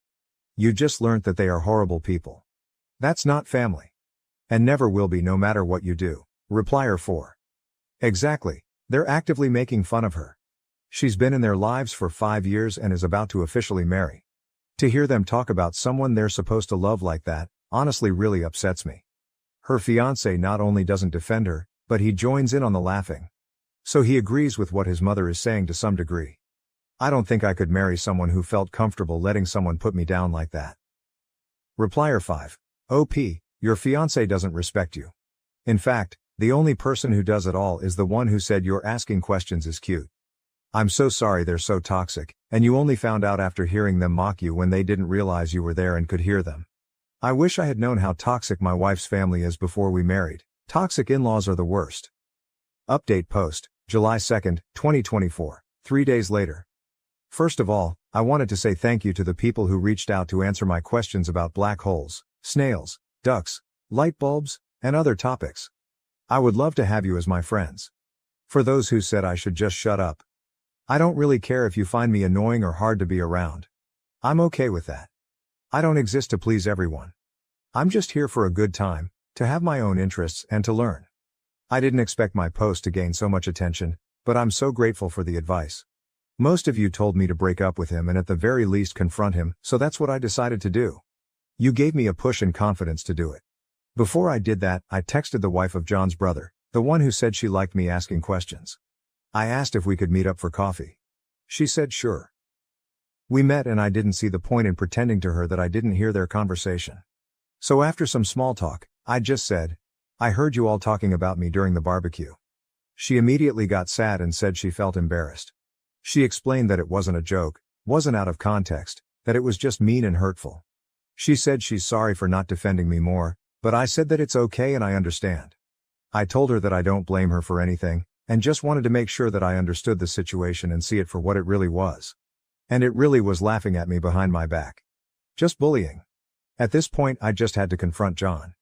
In my last post, so many comments were saying that he would probably try gaslighting me. And you were right. We were having dinner together for the first time since the barbecue happened because before I tried my best to avoid him. Yes, I know, not very mature of me, but other than you guys, I don't really have a strong support system. My family and best friends are hundreds of kilometers away. I only have 2 good friends here. I was so stressed I thought I was going to pass out. My legs were shaking and I was terrified because I knew deep down that this is the moment when my 5-year relationship goes down the drain. I looked him in the eyes and asked, how does the sun work? He looked confused, so I followed with, where should I put my fork? Why does nobody like me? At this point, realization hit him. And he started nervously laughing. I said I was there and I heard them. After the initial shock passed, he got mad. He said it's rude to eavesdrop. I said it's rude to bully people. He tried telling me that it was just a joke, that I shouldn't be so uptight. That it really was funny. I said that I didn't find it funny and went to the guest room to calm down. He started panicking. He was asking me to please talk to him. He was much more apologetic and said that he would be 100% honest with me. I asked if his mother made similar comments before the barbecue. He said yes. I asked him if he ever defended me. He said he tries to. I don't know if I believe him. He told me he loves me and respects me. I don't know if I believe it either. I said that I love him too, but I need a break. He's all I've ever known. He was my first and only partner. I have no outside perspective of this. I have no experience. I need a moment to think. I will be going to my friend's house for a while to think everything through. The apartment has his name on the lease anyway.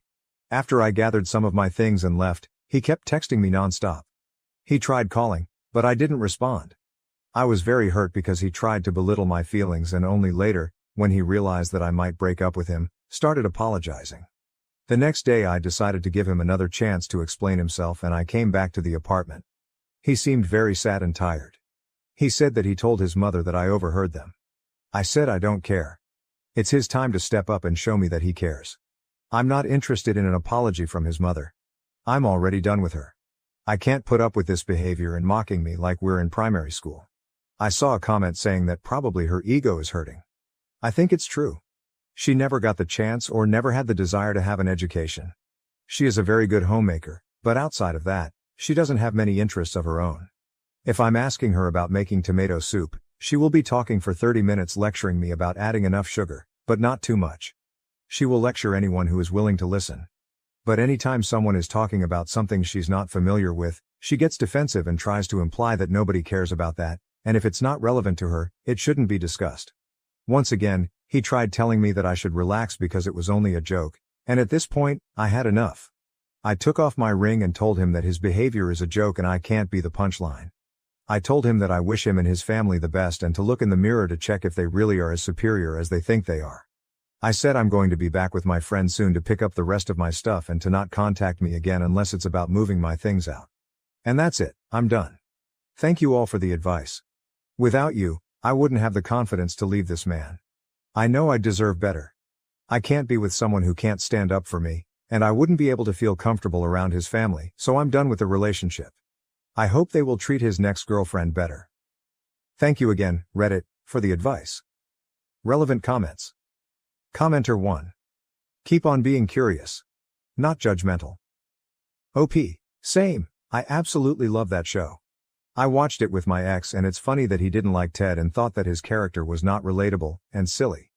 To be honest, we all should have Ted's strength and positivity sometimes. Commenter 2. OP. Your ex-mother-in-law can still go and get an education. Many have and there is still time. That's no excuse for what she did and her saying that and acting like that shows how uneducated she is. OP. I think so too. I believe it's never too late to start learning something new and continue education. In my university, there was an old lady in her 70s who recently graduated, and everyone was just so proud of her. In my country, university is free, so the barrier to entry isn't as bad as in the US, for example. Editor's note, thanks to the person who found this comment with answers to many of OP's questions. I feel unsafe because my autistic neighbor exhibits strange behavior. He constantly follows me when I take my dog outside at night. Hi all, I've never posted here before but I've been thinking about writing this for a while now, since I'm really starting to feel uncomfortable and could really use some advice for who to contact and what to do. I 23F live in student housing as a graduate student. I have my own apartment in a small multifamily complex. There are about 4 other students there, one of which I will refer to as S, 45M. S has autism. I know these terms are outdated, but for context, his autism is rather profound, and he has lots of social difficulties and stims in conversation. I previously haven't had any real difficulties interacting with him, especially since I used to be an instructor for children with autism and am used to handling various social behaviors from people on the spectrum. But in the past couple of months, his behavior towards me has changed, and I'm at a loss for what to do. I take my dog out at various times throughout the night to relieve herself. There is only one way out of the complex, and I have to pass by S's apartment in order to do this. But after living here for about 6 months, I didn't have any trouble with this. Sometimes, he'd come out to say hi, and I'd let him pet my dog. But this was always at an appropriate time. About a month and a half ago, things started to get weird when I took my dog out at 4:30 a.m., which isn't unusual, and saw him peeking at me through the window. He then opened the door and came outside to sit down and pet my dog. She started barking and I politely told him that I can't have her barking at this time of night and took her inside. I'll admit I felt a bit uncomfortable with him coming out so late at night. After all, he is a large older man and I'm a very small female. For the next month, I would notice S lingering outside the apartments a lot more often. I found it disconcerting when he was doing this late at night. My partner, 20F, came to visit for a month, and while she was there, his behavior got even stranger. Nearly every time I took my dog outside, he would open his door and come out to talk to me, which made me uncomfortable because it seemed he was actively watching for me. But when I asked my partner to come out with me, he would open the door, see her with me, and then close the door without a word. It got to the point where I no longer wanted to take my dog out alone and eventually put up a security camera for peace of mind. The day my security package was actually delivered, my partner was up having a school Zoom meeting in my kitchen, while I slept. Apparently, during the meeting, she started to hear him yell my name outside my door, followed by, "Package." And she ignored it, but it went on for several minutes. This made me really nervous to hear about, and after I put the camera up the behavior slowed. But the other day, my partner went back to her home state again, and S's behavior changed again.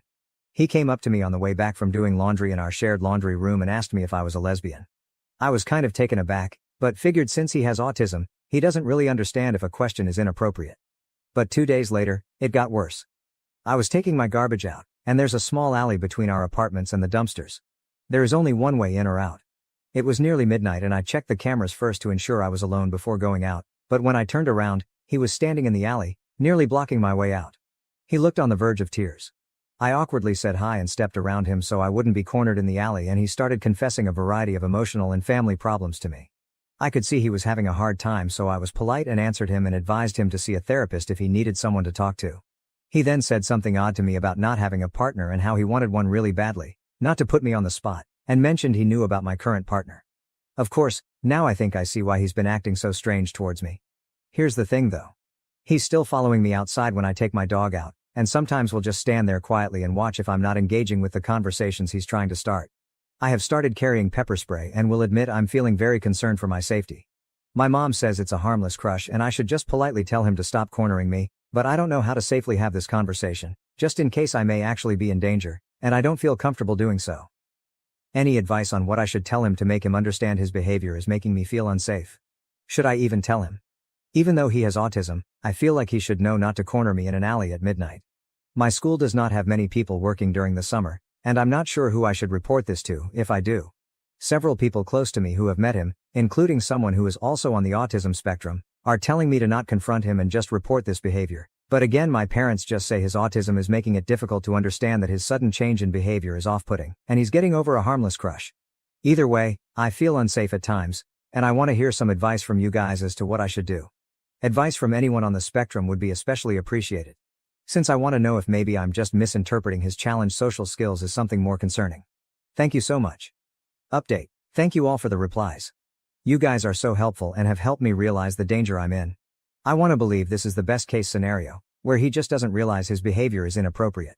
Logically, this is the most likely case, but I have to base my actions around a worst case scenario. My gut says something is very wrong. You guys are right that I need to listen to that. My safety has to take priority over his feelings, and I will be doing everything I can to avoid interactions with him. This weekend, he hasn't come up to me directly. He has, however, been coming outside at night after 2:30 a.m., searching the yard where I usually take my dog, and then going straight back inside, 2 nights in a row now, as caught multiple times by my camera. Don't know why else he would do this other than to look for me, and this makes me especially unnerved that he's only attempting that approach at night now, as if he's trying to catch me off guard. I called my parents and broke down crying after reading all the comments you guys left in this thread, and they're finally taking me seriously. My mom purchased me a stun gun, which I will not be going outside without. I'm also not leaving the house alone anymore at all, not even to take the trash out. My dog will be accompanying me for everything. I didn't mention it in my previous post, but my dog is a pit bull, and even though she's the sweetest and has never once been aggressive, she is fiercely loyal, and I believe she could do some serious damage if someone attacked me. I also put in contact alarms for my windows and got a better deadbolt for my door, and my partner has also offered to come stay with me to help keep me safe. He has never approached me when I'm not alone. So for everyone who's been concerned for my safety, thank you, and I hope that shows I'm taking serious steps to keep safe. This morning, I submitted a report to the school and explained the situation in depth, including sending them footage from my security camera of him following me and my dog outside late at night. I requested they keep my report anonymous. I asked them to do a mental welfare check on him and connect him with counseling resources, and as some of you have suggested, I'm asking them to call and remind him not to approach people late at night while they're on their own. Those were my only specific requests, but I told them I need intervention, and I need it now. I got a call back within a few hours and learned my case was fortunately assigned to a man who's worked with autistic adults for years prior to transferring to work at the university, so he's very understanding of the situation and why it's so complex, and will be working on connecting us with resources for his mental health and to point out which behaviors are appropriate, inappropriate. I'm hoping this is the best case scenario, and that this intervention will be positive. If it's not, however, Then I will be asking the housing department to temporarily move me. I feel much better with the help and communication I'm getting from the school, but I will continue to treat this like I'm in very real danger, because I might be. This post blew up, so I will update it if something more substantial happens. But for now, the situation is reported and you can assume no news is good news.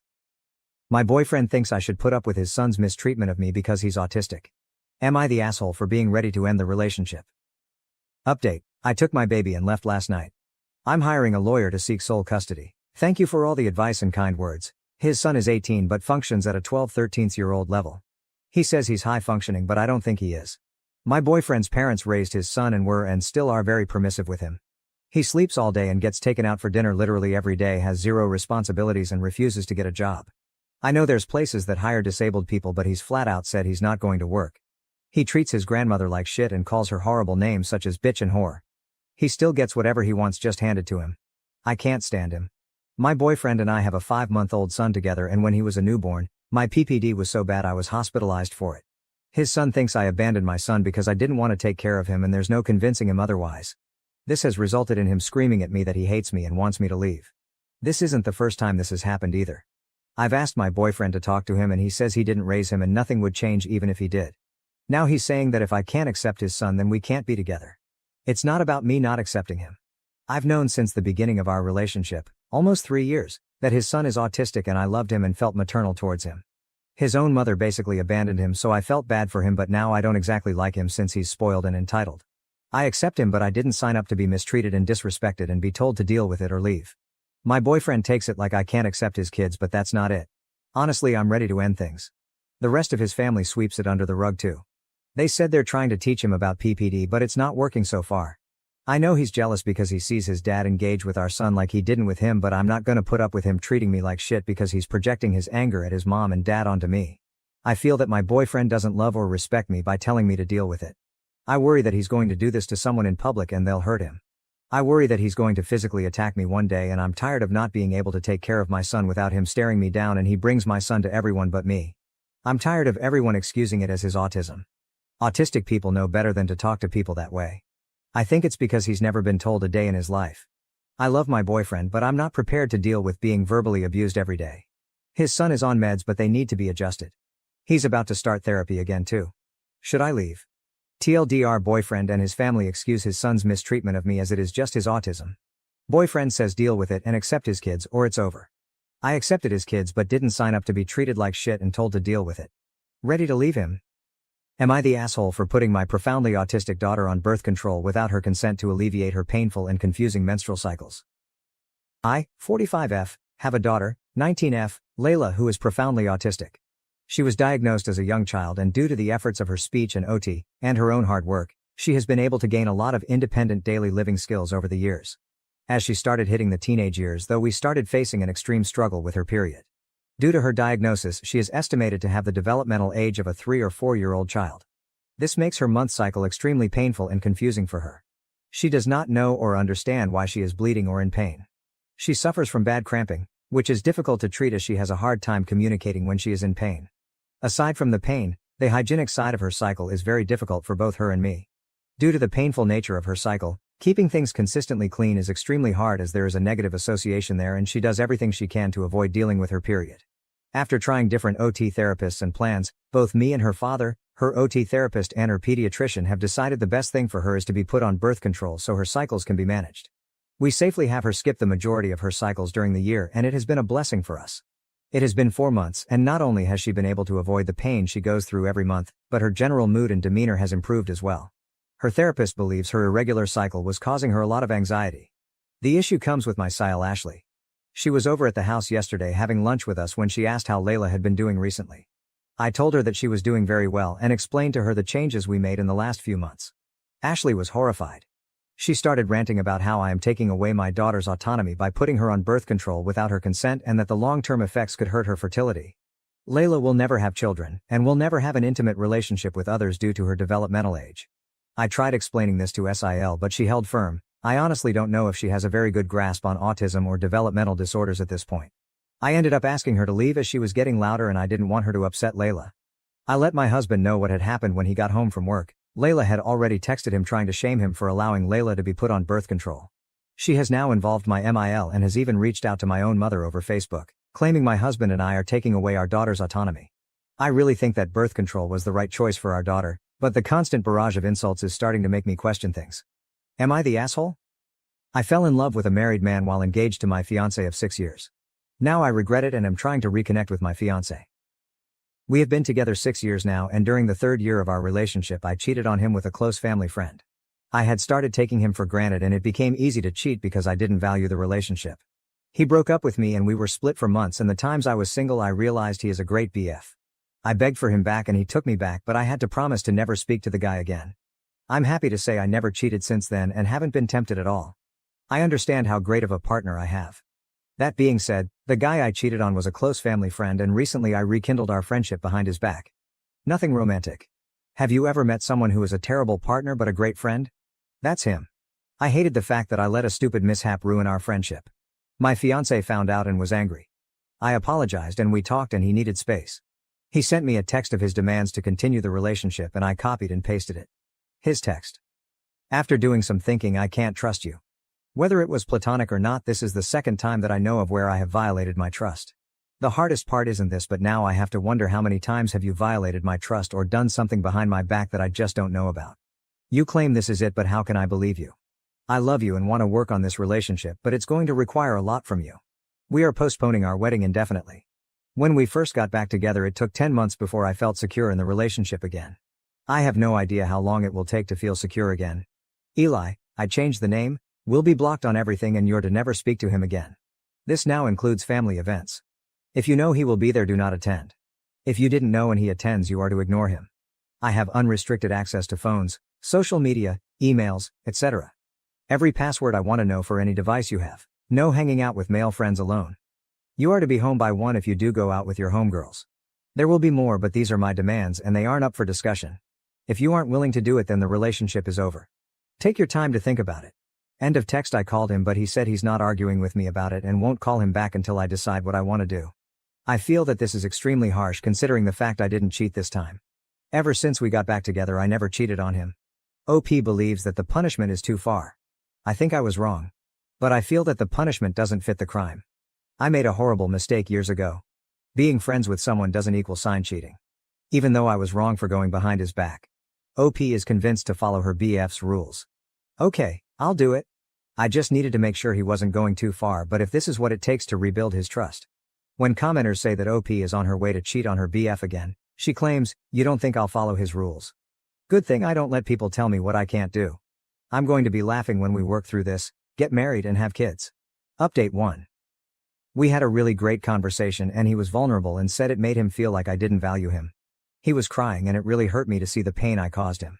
He told me that please let's not go forward with this unless I can promise that I won't go behind his back again because he can't go through this pain again. I told him that I promise I will never hurt him again and will always be honest and upfront with him now. We talked about the rules and he said they will be temporary and will be adjusted when we go to couples therapy. Now it's time to put in the work to repair the relationship. I know it will be a lot of work, but I'm prepared. Update 2. So next month I'll get married this fall. I was with an amazing guy and we worked through a lot of issues together. I thought I loved him and I think I still do, but not in love with him. About 3 months ago at my job, we got a new coworker who is very handsome and extremely attractive. I mean, I have never been so physically attracted to someone in my life. We started to deepen our friendship, but romantic feelings came. I repressed mine, but to my surprise he confessed his feelings to me as well. I told him we gotta think about our spouses, but our feelings continue to grow. He told me he stopped being affectionate with his wife because he feels like he is cheating on me when he does that. He only wants to be affectionate with me. I've started doing the same thing and haven't been intimate with my partner. The big thing is a lot of people will be hurt when this comes out. He can't divorce his wife right away because of finances, but he will as soon as possible. I have to call off the wedding, but I really don't want to hurt my current fiancé. When asked about her previous infidelity, OP says, I have cheated before and I'm starting to realize it's because I didn't understand being in love. With the guy I'm seeing, we both aren't romantic with our current partners. I don't want to be with anyone but him. Also, he's going to divorce his wife. We have a plan for when his finances get straight. How is she justifying this affair? This is completely different. The first time I cheated was because I was selfish. This time it was because I fell in love with someone else. I didn't choose this. No one picks who they love. This whole experience has taught me how complex love is and that I've never been in love before. This is so hard on OP. That's not fair. I didn't want any of this to happen. It breaks my heart that I'm going to have to call off the wedding, but he's a great guy and I'm certain he will find someone else. I wish I loved him or didn't fall in love with someone else. Because life is more complicated than that. I don't want to hurt him and have been thinking, oh, the best way to tell him. You guys act like this doesn't hurt for me too. You guys are not being understanding or empathetic. When commenters tell OP she's gullible about the married guy, she keeps emphasizing, I'm going to tell my fiancé. But we can't tell the other guy's wife yet. He's trying to get his finances in order first. Update 3, I took everyone's advice and decided to end things with my fiancé. This was the hardest thing I had to do in my life. I know you guys think I'm a terrible person, but this is an unimaginable situation to find yourself in. I want everyone to know how much this hurts. I really wish I didn't fall in love with someone else. I wish I could make myself fall in love with my fiancé, but I can't. It took me so long to accept this. I hope you guys can understand that I can't convey this enough, that I care about my ex-fiancé. I know this will be best for both of us, even though it's hard right now. When asked if OOP told her ex-fiancé the truth, she says, I didn't lie. I told him the truth, that I fell in love with someone else. I told him I still care about him. I keep telling you all that I care about him and would never use him as backup. He's a great guy and there's a woman out there who will love him and be lucky to have him. There's no reason we both can't be happy. When commenters tell OOP that there is no way the married man is going to leave his wife for her, she says, he is going to divorce his wife. Unfortunately, divorce is extremely complicated, but he said he will keep me updated.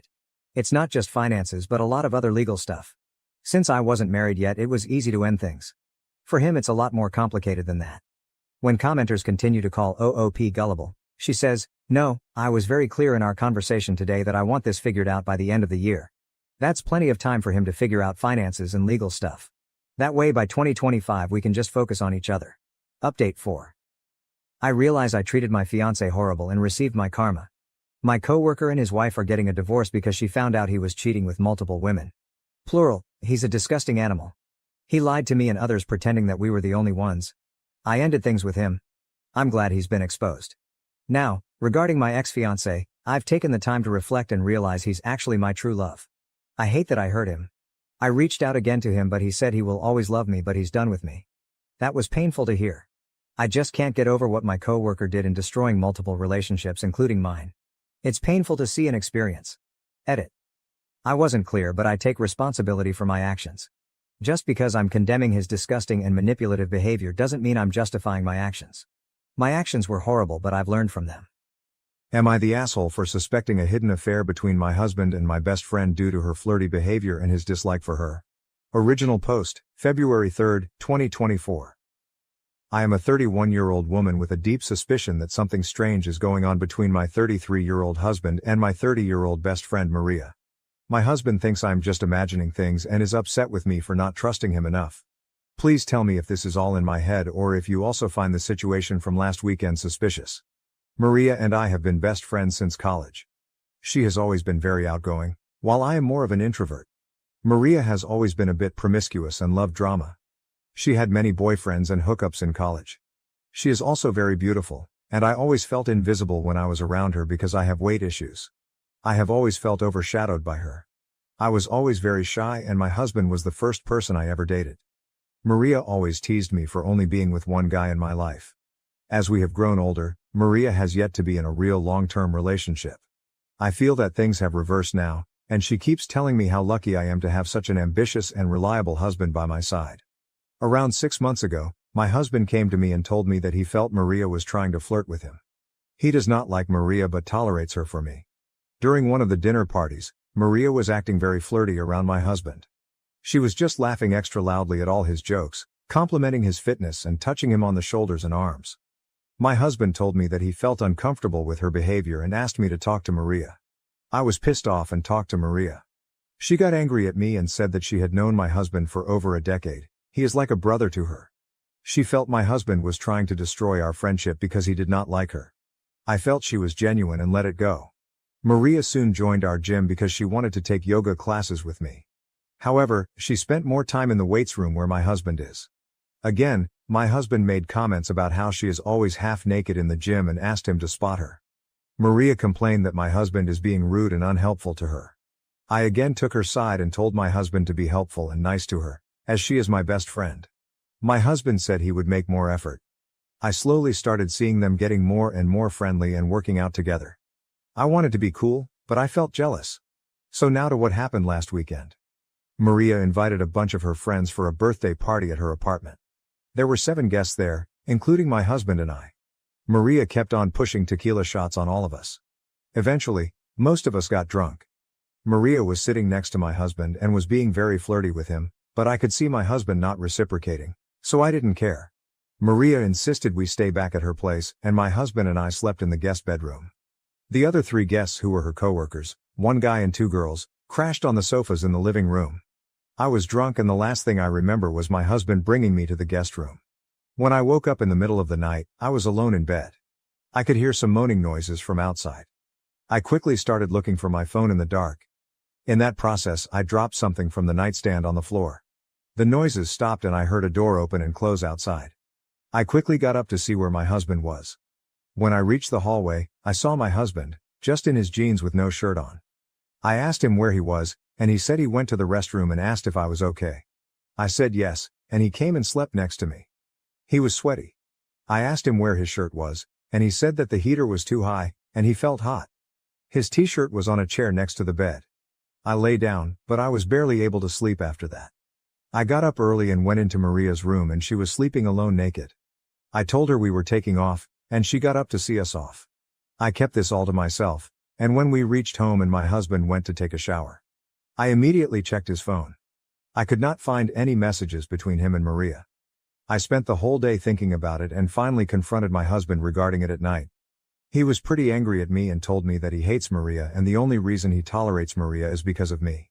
I told him about the moaning noises, and he said he also heard the same when he went to the restroom but thought they were coming from the living room.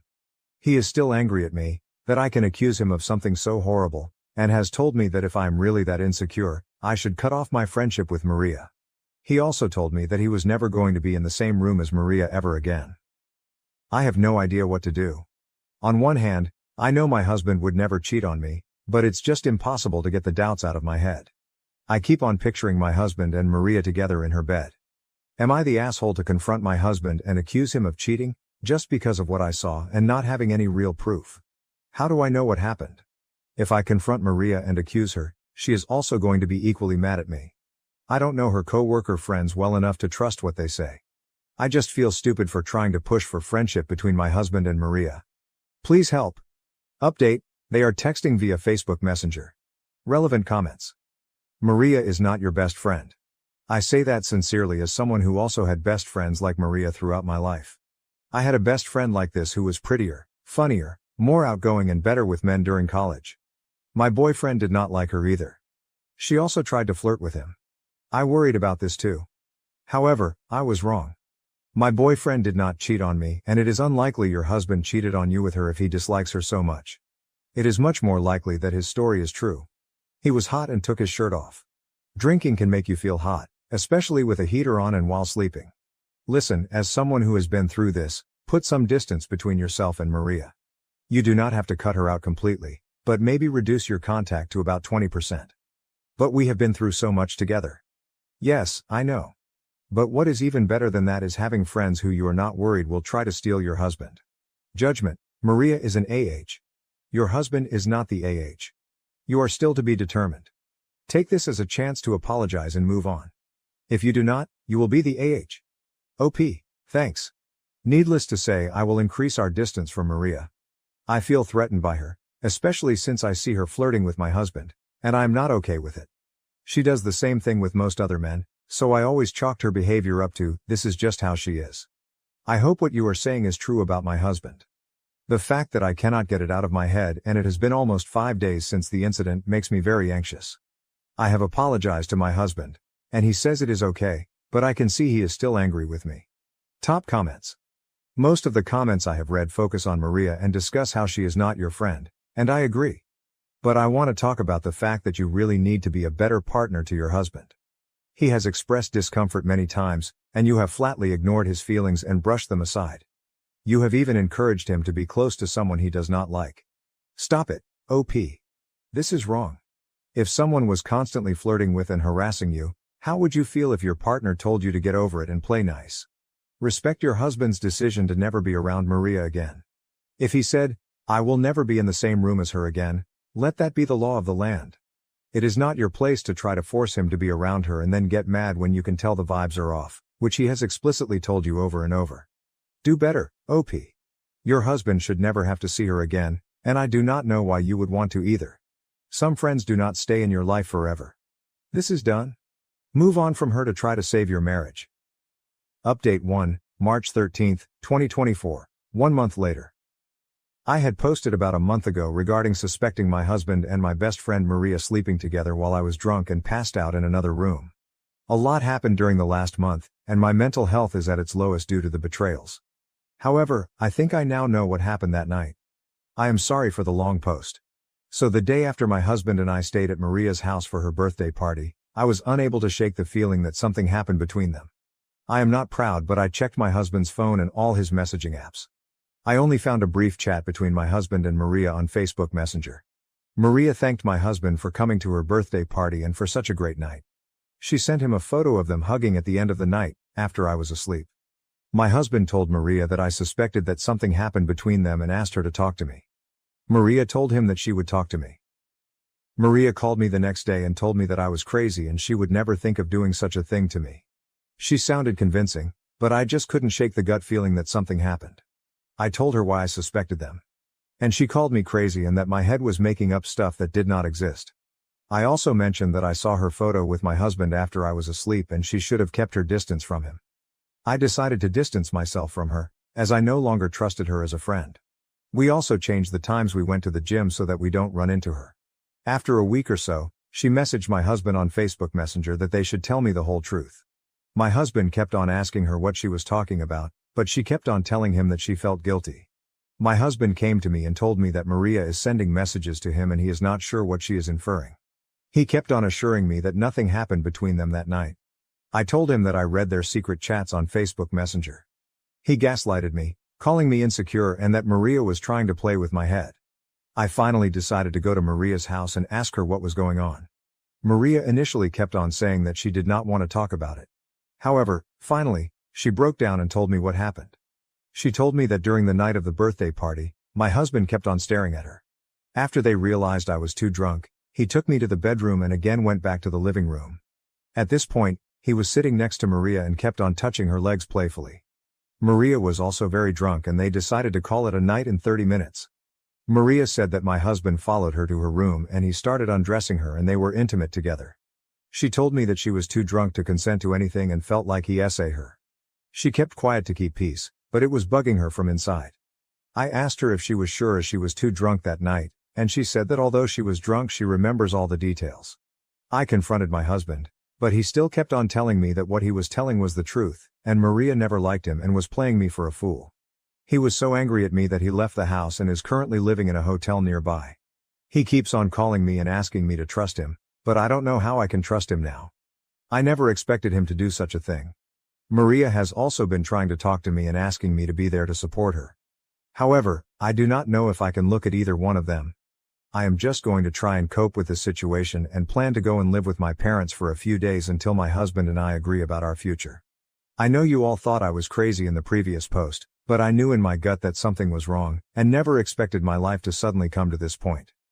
Relevant comments. If you are looking for some honesty, have you noticed that your friend's version of the story just so happens to make your husband look like the bad guy and her completely innocent and a victim? After her messaging that they should come clean and that she feels bad? Which one is it? Does she feel bad about what she did or was she just a victim? It smells like nonsense. OP. The thing is, I do not know what to believe. On one hand, I trust my husband. However, my mind just will not let go of the image of them hooking up that night and it haunts me like a nightmare. How would I even know who is telling the truth?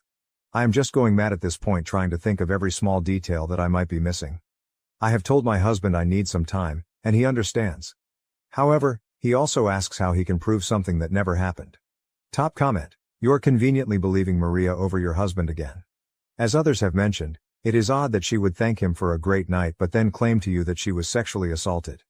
I do not know, but it seems to me you would rather believe the worst about your husband, truth be damned.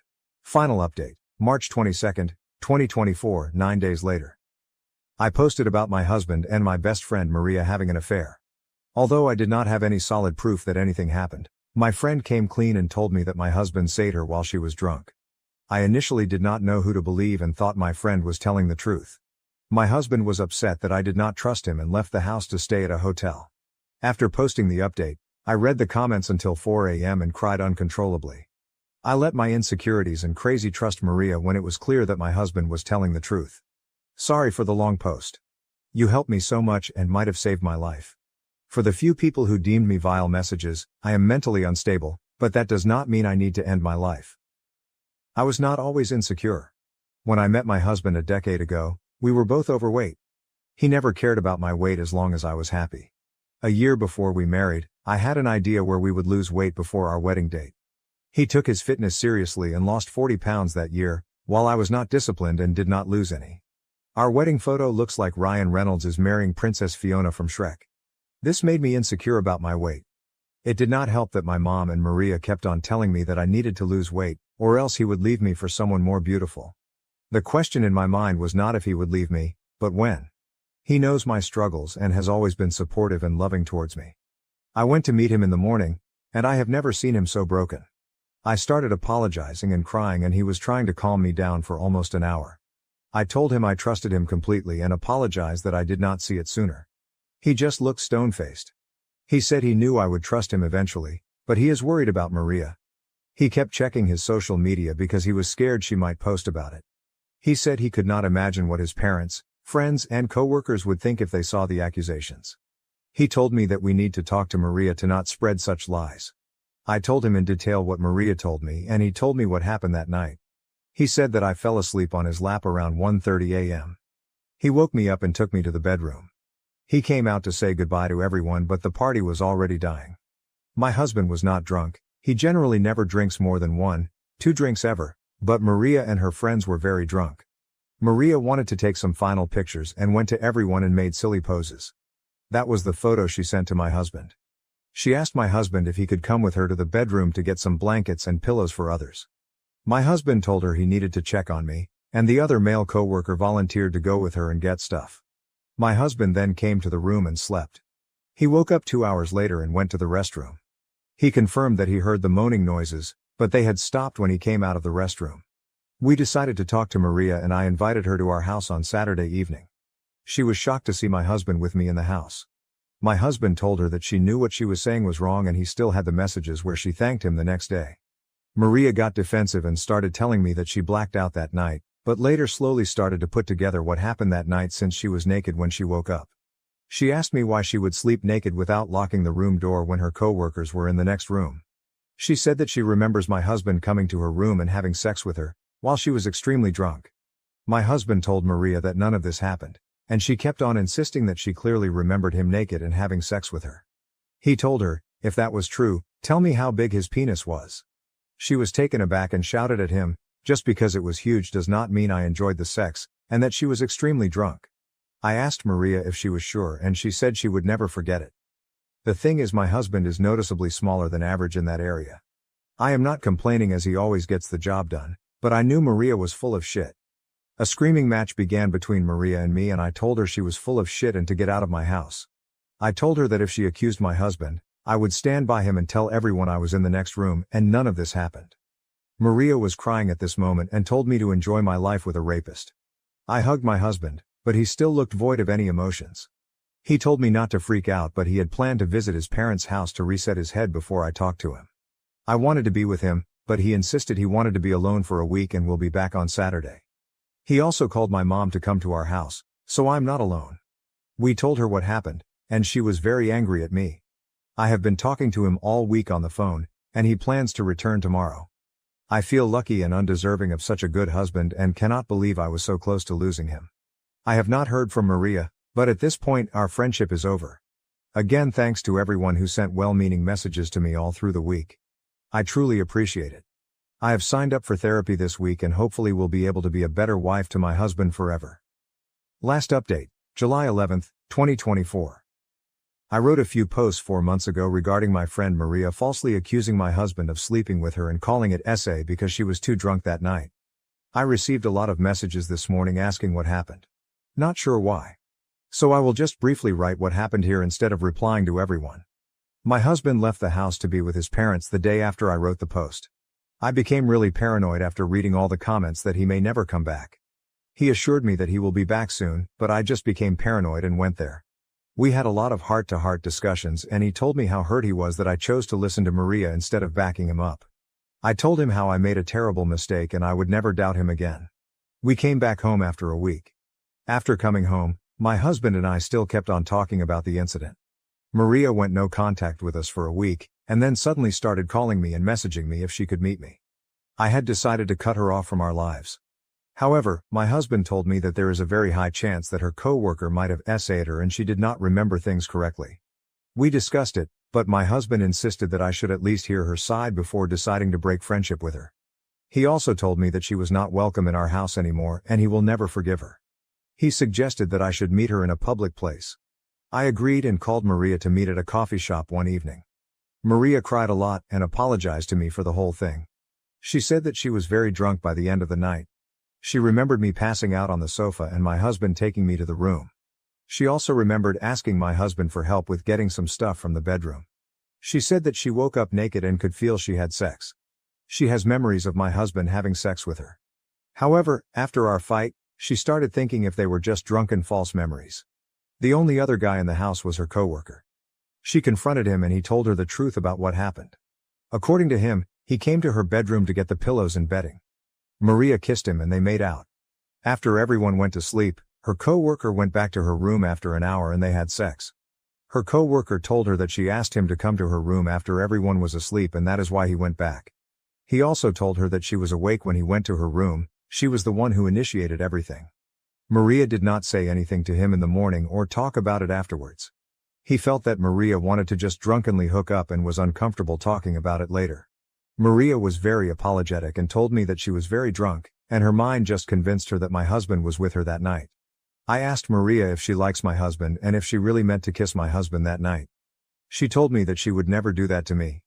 She told me that she felt so guilty about the whole thing and also messaged my husband to confess everything to me.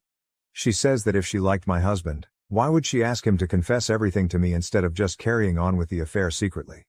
She said that she likes my husband as a friend but would never dare to do anything that would cause me pain. I feel her story makes sense. I told my husband about what happened.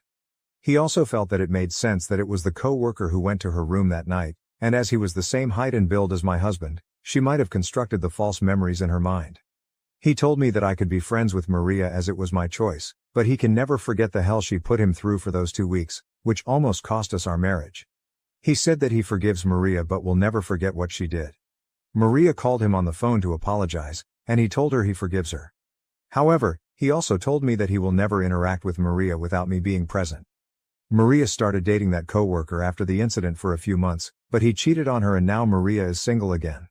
I was her shoulder to cry on after she broke up with him and I felt that brought us back closer. She is so beautiful but has the worst luck with men. I signed up for therapy myself and am really working on my low self-esteem and anxiety issues. I have also lost a lot of weight in the last 3 months and it has helped my mental health tremendously. I still have a long way to go, but my husband's unconditional love for me does give me confidence that I must be doing something right. I also felt bad commenting about my husband's private parts in the last post. All I can say is he is more than enough for me and I love him a lot and would never change anything about him. The silver lining is I know Maria is a blabbermouth and must have told all my friends about it. My husband is a very handsome man and I was always worried about my friends hitting on him. However, I feel now they will be less keen to flirt with him. Again, I know I am not perfect and I'm working really hard to improve myself. Please do not send offensive DMs to me or tell me that I do not deserve love from my husband. Relevant comments. OP on the conversations Maria told her about between the coworker and herself. OP. Yes. That was weird to me too. She described that she was too drunk to remember anything, but she believed her coworker when he told her that she initiated everything. However, it is her life.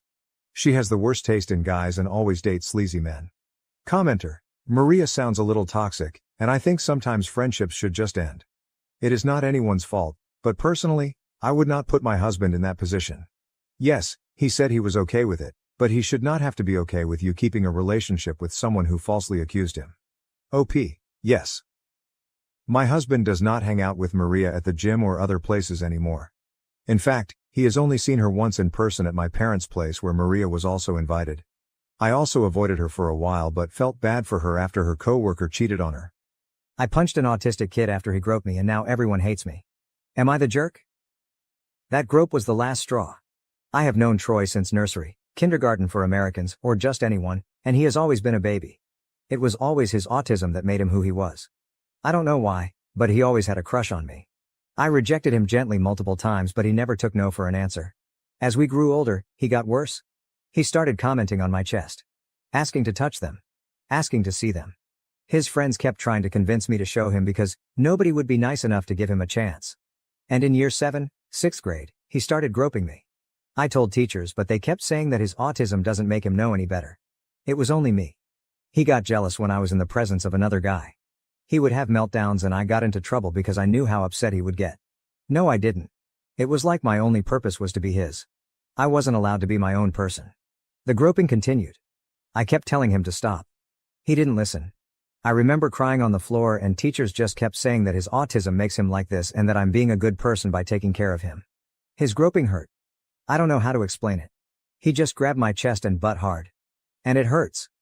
The groping continued for 4 years. I was always his caretaker, his girlfriend, his best friend, his. I couldn't stand it anymore. I couldn't take it anymore. It was hot and I wore a skirt and he proceeded to put his hands up my skirt and groped my butt. I lost it and punched him around the nose. His nose got broken and unfortunately now I am getting put into isolation for 2 months for bullying an autistic kid. He's not a kid though. He's 16 years old. He acts normal around his friends. He treats everyone else with respect. He's not a kid. Now everyone hates me. I have been receiving death threats and people have been saying he should have done worse. Now all I want to do is curl up and die. Maybe I should have been nicer. Maybe I should have been more sympathetic. Maybe I should have just accepted it. I could have been his only chance. For the record, I don't despise autistic people. He is not a representative of them. He is just an awful person. Troy is just a horrible person. Thank you for letting me vent. Edit. Hi all. I didn't expect so much attention, so thank you for the validation. Giving my context. His parents are prominent people in our community. His dad is a third-generation Army something, IDK, and his mom is known for always holding all of the stuff for kids. Like the summer fairs, etc. She is also part of the school board and friends with the higher-ups if you will, which is why this happened at all. I wasn't technically his caretaker because I didn't have to feed him, clothe him, etc. I just had to be his friend. His dad is also friends with the police station. They go way back, so that's another reason why they didn't do much. Or just took a statement then wrote him off as mentally disabled. And the police here just suck ass here. Police officers have SA'd many women before here. They just get let off unfortunately. Onto a semi-update. Firstly, my parents will look into lawyers. We just couldn't afford one, and I was always too scared to get one. I guess it was because I have been so neglected, that I just thought nobody would believe me. However, my other relatives said that they would chip in and pay for a good lawyer. Meanwhile, my parents took me out of the school and I will stay at my grandma's for a while to recover. My auntie is also going to pay for my therapy. So I will enjoy that much needed therapy. Thank you so much for the kind words. I hope you all miraculously wake up with more money in your bank's accounts than you expected. Edit 2. Hi all, I didn't expect this story to end up on TikTok so quickly. I would like to thank you all again for your words and thank you so much to those who have been reaching out to me. It means a lot.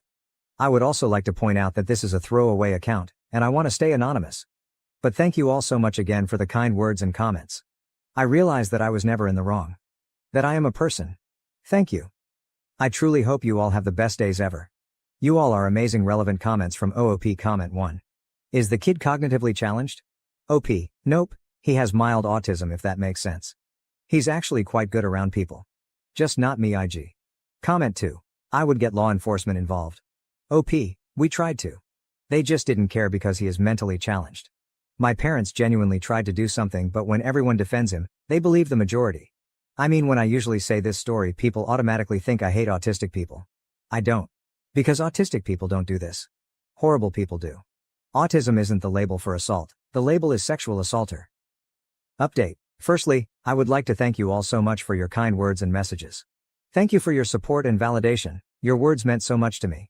Also, I thought I would explain the whole I hope you all miraculously wake up with more money in your bank account comment. I heard someone in TikTok say this and thought it would be a nice thing to say, as some people did question it in my messages. But yeah, thank you all again. Before this update starts, I would like to say that this all occurred like 2 weeks ago now. I just reached my breaking point and needed to vent. Hence why the update may be soon to some. This won't be the final update, but an update. I would also like to clear the air with my parents. Now unfortunately, my parents come from a country where this stuff is normal. Not only that, but I am partially to blame as I didn't say anything. Eventually I did tell them and they tried their best to help me. But they didn't know how. Though I do acknowledge their efforts, I am still going to be taking time to heal from them as well. My entire family also had a go at them and expressed their disappointment. The best thing for now is for me to spend some time apart from them. So to begin, I left the school. After my parents had heard that I got into trouble seriously because of Troy again, they basically thought it was time to pull me out. I am due to start my new school in 2 weeks. I have also been trying to settle at my grandma's house as I just needed a fresh start with fresh people. To be honest, I have never felt so free. I have had to deal with that torment for years and years. So now I can enjoy the pleasure of walking home and not seeing him or bumping into him. So I feel great. On to the serious stuff. As I had mentioned, my family basically decided to pay for a lawyer, and we are now hoping to have a lawsuit against basically everyone involved. My grandma also had a go, to put nicely, with the school's board for basically allowing nepotism to harass other girls. She called all of the teachers a disgrace for endangering not only me but other people, and saying how none of the teachers who allowed this deserved to even step foot into a school. This experience has also not been all sunshines and daisies. After the suit was claimed or made, IDK, my parents got letters and messages basically asking for the case to be dropped. My parents obviously said no. But it still didn't stop the harassment. I eventually got harassed too. All of the people giving me death threats decided to go into graphic detail on what Troy wanted to do to me. Spoiler, it wasn't great. And Troy's parents showed up on my doorstep demanding to see me and talk to me, and how Troy is ready to apologize. Thankfully by then my uncle and I had been on the way to my grandma's house. However, my parents obviously didn't let them in regardless, and said that if they wanted to communicate it had to be through a lawyer. The harassment didn't stop. And eventually Troy sent me a message on a burner account detailing all of the things he was going to do if got the opportunity to, and that I should be grateful that I managed to walk away with just a groping. Troy also kept spewing on about how I'm nothing but a whore or slut, etc. And I should be grateful that someone so popular even looked my way. He kept saying how if I'd just let him fuck me, he wouldn't have groped me. However, I know if I did that I would no longer be myself. I would be his property forever. The thought of that makes me want to vomit. Also, his logic doesn't make sense to me. Anyway, I just got receipts and blocked him. I also asked my parents to help me change my number. And I did. My grandma, being the person she is, decided that wasn't good enough and got me a whole new phone. She claims it's compensation for my trauma. Thanks, Grandma. I am starting therapy the day after tomorrow, and I am hoping to start family therapy in August, as, truthfully, I don't know if I'm mad at my parents or should be mad. Like, is it my fault for not saying anything? But that's all the update I can give you for now. The lawsuit will be a whole other process, and hopefully if I remember I can update you all again. Thank you so much for your words. I truly appreciate all of you. I hope this update is clear enough for you, and apologies if you made it this far. Would I be the asshole for telling my boyfriend that him being a Trump supporter gives me the ICK? Hi y'all. New account because I don't really want anybody connecting this with me. I, 20F, started dating my boyfriend, 21M, about 2-ish months ago. We've known each other for approximately 3 years. We weren't initially interested in dating, but it kinda just happened, and things have been really well except for one thing. I found out he's a Trump supporter. Now before you lecture me in the comments about how I shouldn't let politics get in the way of my relationship, please hear me out. It's just been a couple of things that have really rubbed me the wrong way about him for some reason. For context, I am a Hispanic female immigrant, fled from a country where, if I can put it in simplest terms, went to shit, who's had nothing but bad experiences with Trump supporters because almost every single time without fail, they would always say or do something extremely demeaning to myself or my family, talking about how people like us should be deported without even realizing they are referring to us, saying that people like me are a threat to the country, slut-shaming, etc. etc. I consider myself the kind of person who judges a person's character based on what they believe in, and time again, it's been proved to me that these types of people are the type I should stay away from. On the day that Trump got convicted, we started talking about politics, and he told me that he's not really a felon. The courts were unfair, there was bias, and he should have had a fair trial. Not exactly verbatim, but that's pretty much the point he made when I told him that Trump was a felon now. When we were watching The Boys, S4, and that one part where an old man was explaining to Newman that women can reject pregnancies, he agreed with that old man. When I explained to him that that's not how women work, he apologized to me, but I was still absolutely surprised that he didn't even understand such a basic thing about women. He has a sister, so it's not like he grew up without women in his life. We had a conversation about immigration, and he told me that all immigrants should be immediately deported. I told him that myself and my family are immigrants, and if that meant he wanted US to be deported, to which he said, but you guys are legal. I'm talking about the illegal ones. I told him that this type of rhetoric makes me feel unsafe, and the conversation kinda just ended there. When we were having a conversation about the Trump-Epstein relationship, he told me that it was all a conspiracy and that Trump isn't the type of person to do that. I brought up a bunch of examples of Trump being a predator, the pussy grabber stuff, heckling a 10-year-old, the creepy comments about his daughter, the flight logs, making the point that while being guilty by association isn't a thing, the other instances of him being a predator make this seem a lot more plausible. He told me that Trump never did any of that. And in a way, that kinda broke the camel's back for me, because I myself am a victim of sexual assault. And the nasty thought occurred to me that if I ever got assaulted, he probably wouldn't even believe me.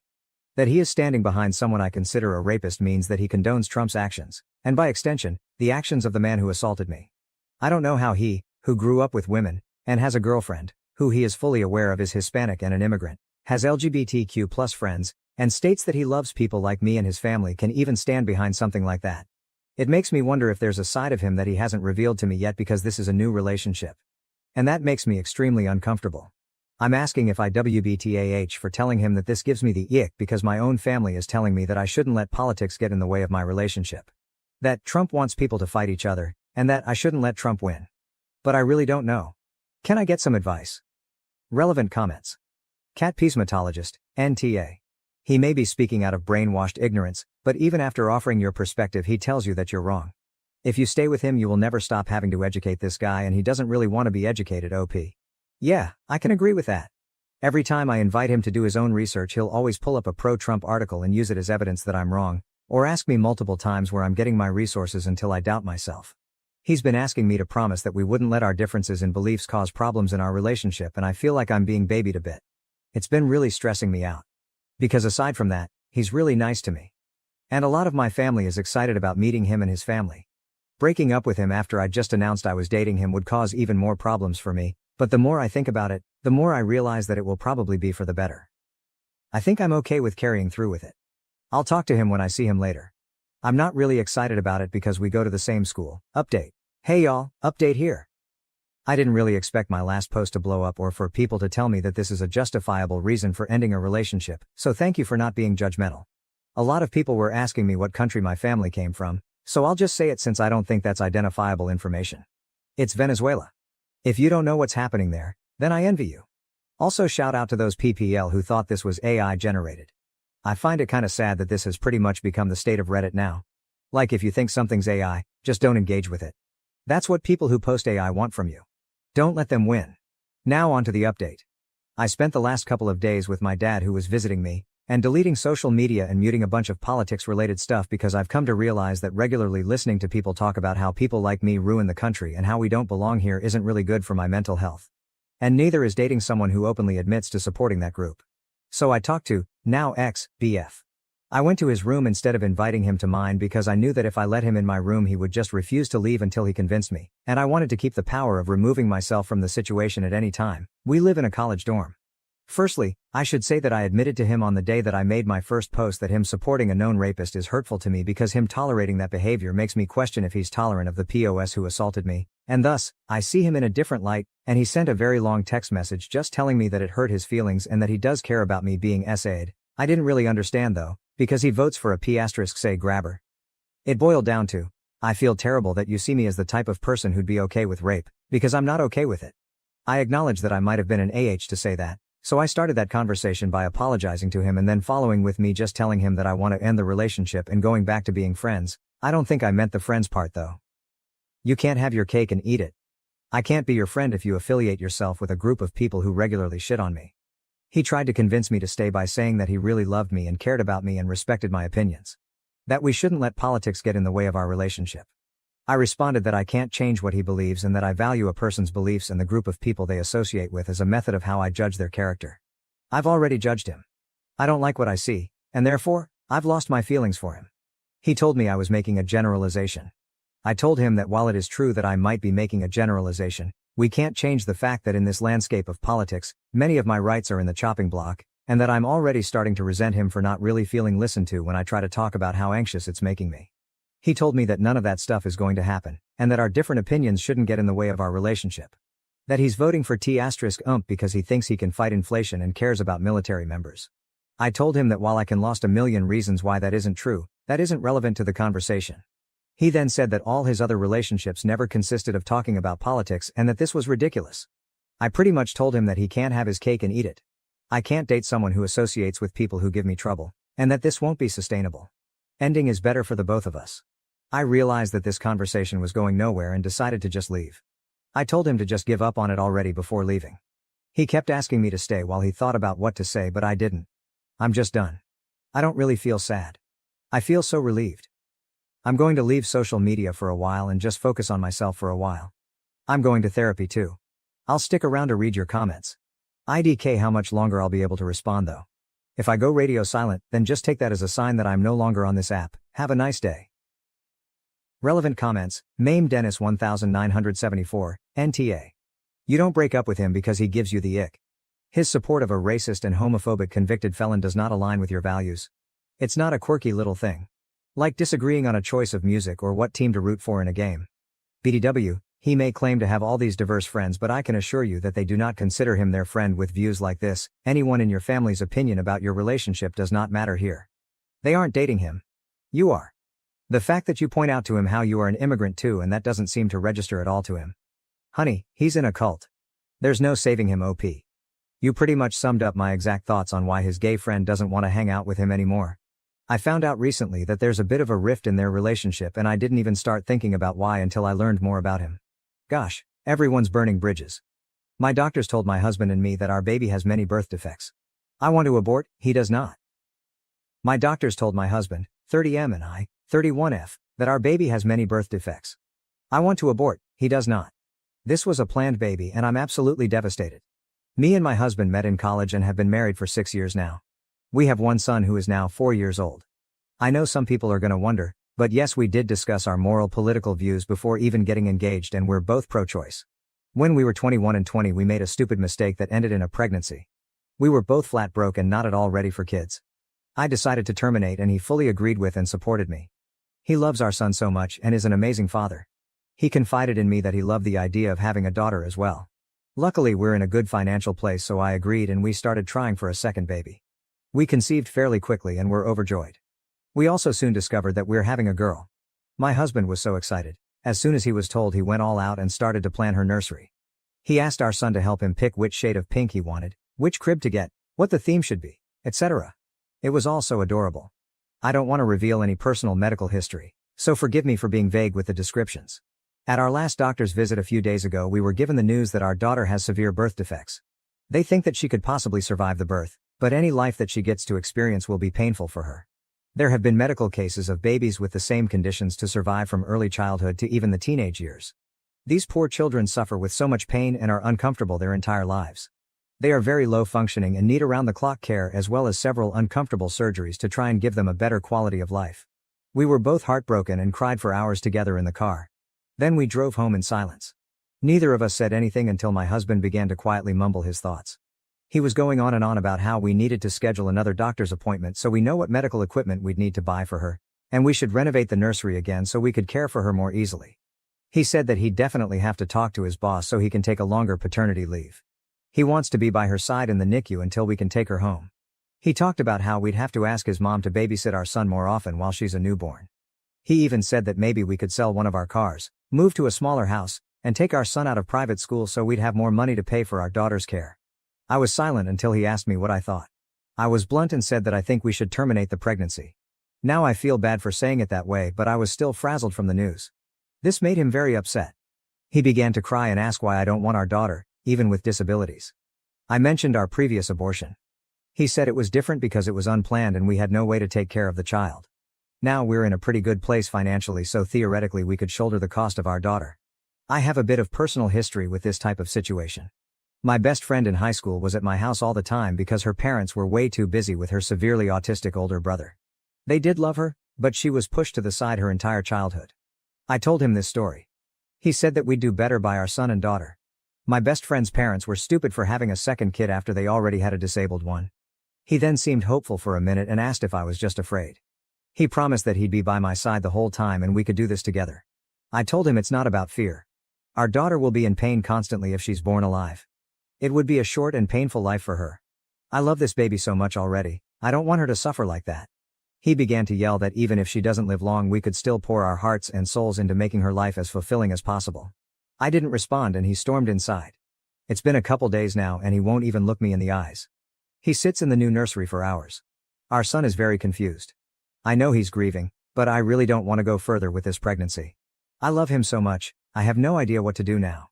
TLDR, husband and I learned that our planned daughter has many birth defects that would devastate her quality of life. I want to abort in order to save her from an existence full of pain. My husband wants to keep her so we can love her for however long she lives. Relevant comments. My daughter has a 20-year-old autistic bipolar daughter, my granddaughter. There are 3 daughters in total, 1 older and 1 younger. The autistic child cannot self-entertain and will always have the mentality of a 6-year-old child. My daughter's marriage fell apart and the ex-husband wasn't around to take any responsibility.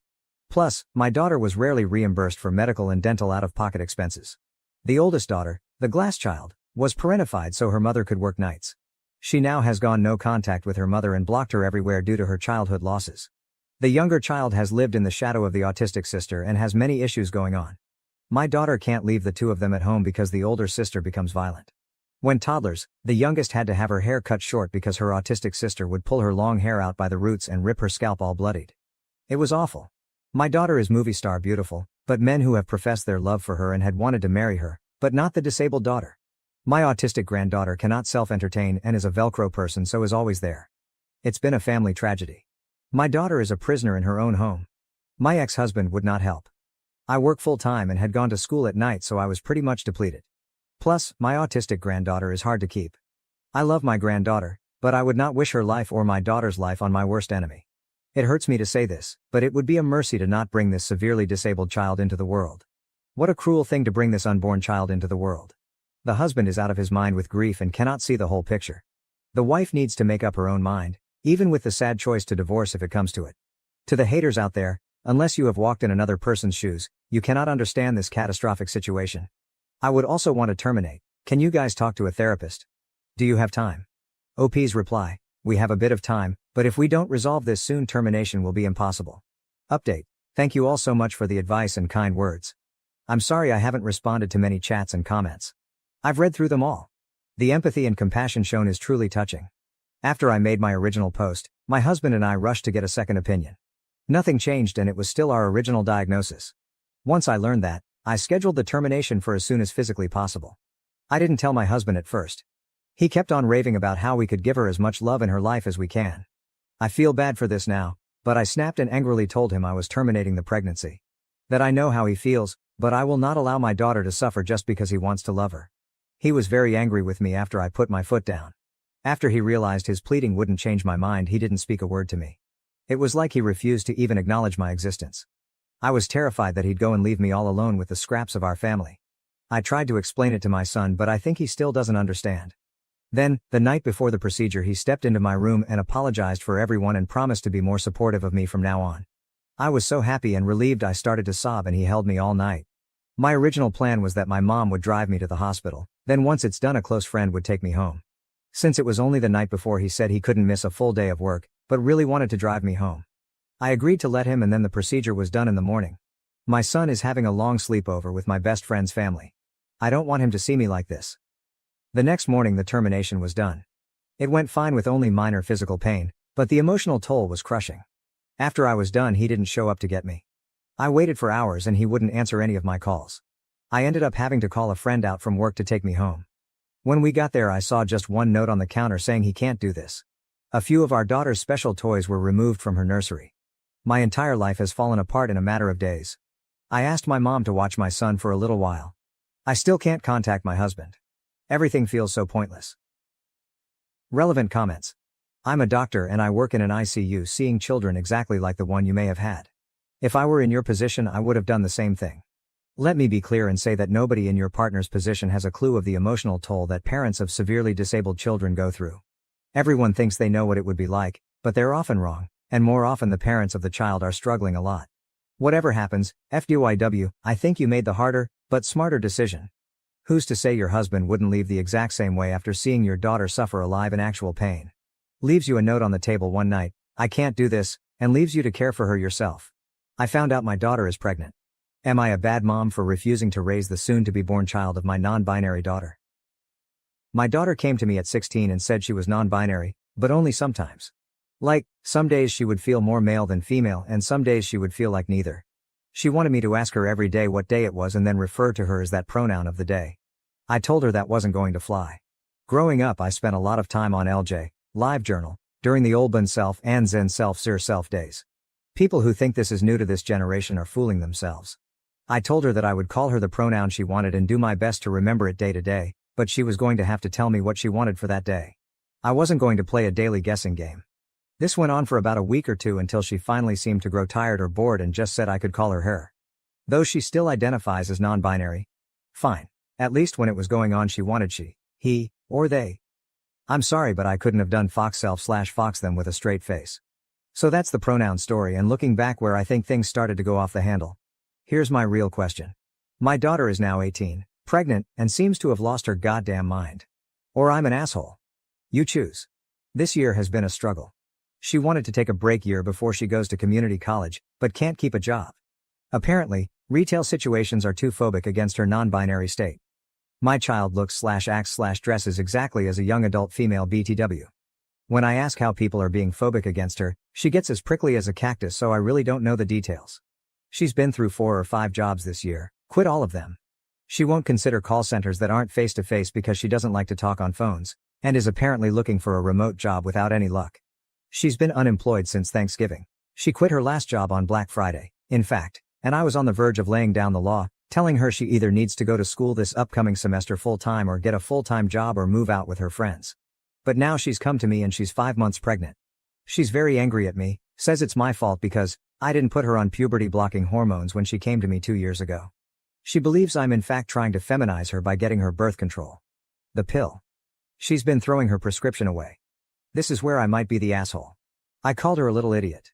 We don't use that sort of language in my house, and I never call people names, especially my own child, but at that moment I could just see red. The hormone thing is a non-issue IMO because this is the first time I ever heard of her wanting hormones. What was I supposed to do? Go back in time? As for birth control, it's also the first time I'm hearing anything about this. There are non-pill options that don't have estrogen. If that was her want, all she had to do was ask and I would have driven her to the doctor myself. Or she could have taken the car she has and done it. She has her own medical card even. Though to be fair, I don't know how she would have managed the copay without a job. I know for a fact her old high school gave out free condoms like candy because her friends were always giggling over flavored sample packs, and even blew a few of them up like balloons and left them around the house one time. She had all the birth control she could ever want and used none of it. It gets worse. We're way past the date of abortion. Again, I would have helped her if this had been her wish. We live in an abortion-protected state and can afford it. She's known she was pregnant for about 2 months and has come to think of her baby like a sibling. She expects me to raise it like it was mine. That this is my duty, in fact, because she says it is my refusal to accept her non-binary state that led to her being pregnant. So she was going to get a brother or sister and I was going to have another child. You can say my language grew, sterner to versions of get your head out of your ass, and congratulations mommy, you have some hard decisions to make, and I said I would absolutely not raise her baby for her. She also refused to say who the father was. Now that I've cooled down, I'm really hoping she has a secret boyfriend. She does have some friends who were born male, but now also don't identify that way. We didn't even get there as I lost my mind when she said she thinks of her own baby as a sibling and wants me to raise it like my own child. She's locked herself in her room loudly wailing, I feel like crap warmed over. She's been in there for 12 hours, and as she has an attached bathroom, probably won't be coming out until she gets hungry. Considering it's been half a day I think she has snacks stored. I also don't know where to go from here. Being pregnant sucks and messes with your head so I'd like to blame that and the fear she must be feeling, but I have the bad feeling I either raised a spoiled brat or someone with an emerging personality disorder. So I need to know from people who aren't emotionally involved, and maybe some people who are more in tune with this whole non-binary thing than I am. What do I do to help while also making her responsible for her own child? How can I help my daughter except she must do basically the most feminine thing you can do, give birth and possibly breastfeed, while being sensitive that she's non-binary? Am I just a big asshole here? Typing all this out it feels like my daughter is lost in a crazy town. I'm still not raising her baby, but at what point do I drag a legal adult to the hospital? Edit. You might disagree with my choices or wording, but I'm reporting people who call this bait. It's not. Edit 2. It's the middle of the night and she has decided to pack some of her clothes and stay with one of her friends. One who I suspect is the baby daddy. Before she left she told me that she already called the police and let them know that she was leaving of her own free will and was not in danger. Like I was going to report an 18-year-old adult as a runaway or something. It was insulting. I told her she needs to work out details if she wants to adopt with the father, and she was welcome back home when she had a plan in place. It was short because I heard her on the way out. I think she just meant to leave without saying anything. Thank you for your kind comments and advice, Reddit. I'm going to sleep. Commenters agreed that OP's child wasn't thinking straight. Comment 1. I hate to say this, but I sincerely hope OP's daughter chooses to give up this baby for adoption, because she's a confused hot-ass mess. I don't blame OP for not wanting to step on the crazy train and raise this baby. Comment 2. Let's be honest, if OP says yes to raising this child as her own, it will be the first of several. Daughter won't take BC, so she will continue to have unprotected sex and get pregnant. She decided a couple years ago that she's NB, expected her mother to understand that and know everything about it, and is now rewriting history to blame her mom for her now being pregnant. My head is swimming, and she's not my daughter. There will be more babies. Comment 3. You are so NTA. I feel sympathy for your kid because they sound like they are so confused, maybe have body dysphoria and are now facing a life-altering situation with no way out. They must feel so trapped. So they turn on you. It's easier for them to yell at and blame you instead of accepting responsibility. They are looking for a way out. We all keep changing and growing, and your kid is so young they seem to not know who they are yet, and now they have to face looking after a baby when they know deep down they can't even really take care of themselves. But my God, the thing they did that was really stupid was chucking BC away. That is actually wild. Your kid needs to learn the difference between gender-enforced stereotypes and actual biology. With biology, it unfortunately doesn't matter what gender you are, the biology doesn't care, it still works the same. They need to learn that and differentiate. Like I said, NTAOP, what a shit situation. I hope it gets better. I really do. Comment 4. NTA. Your child is in fact a little idiot, with behavior that would be an absolute nightmare had you not been their parent. Also, birth control isn't a form of feminization, it's a form of responsibility when you're born in a body with a uterus and want to have sex that can result in pregnancy. OP's response, I wish I had those words when she hit me with that one. I sort of sputtered for a few minutes. Comment 5. Oh man, this is a can of worms within itself. I wish I had better advice, but I feel for you in the position you're stuck in. The only thing I can think of is, referring to breastfeeding as chest feeding, might make your NB daughter accept it more. But there's a whole other level of things you need to get through first. First and foremost, therapy, ASAP for your kid. Because she needs to get her head sorted out.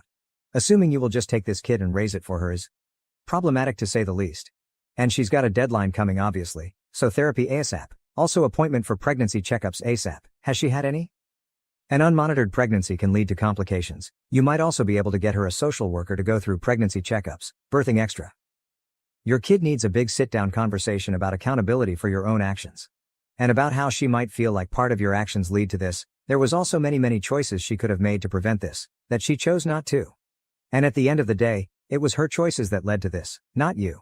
OP's response. Thanks for this tip. I've written it down. The reason I mentioned she was NB because using breast instead of chest is the exact type of thing to send her into a pissy fit when she's in the wrong mood. I know this may sound like a little thing, but she's always been, dramatic. Because it's the internet and things are anonymous, I'll admit that I'm absolutely dreading pregnancy and afterbirth mood swings. Especially since it will all involve very womanly things in every intimate way. On top of the sheer stress of a newborn? Yes, I'm not looking forward to it at all and am already preparing to endure the storms. Our conversation wasn't productive. It was an argument and she's still not out of her room, but I don't think she has had any prenatal care. That will change if I have anything to do with it. Thanks again. OP commented with some of her concerns, yes.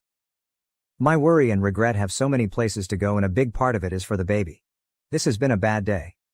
Responding to a comment regarding her child's entitled attitude. Oh, believe you me, I have been kicking myself up and down on top of everything else.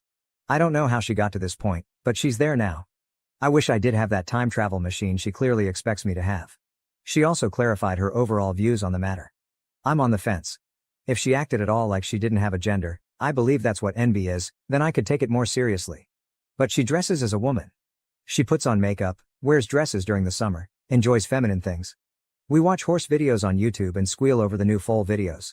She's never been a tomboy, even. But I was like, okay, this isn't hurting her. I'll let her have this and express herself.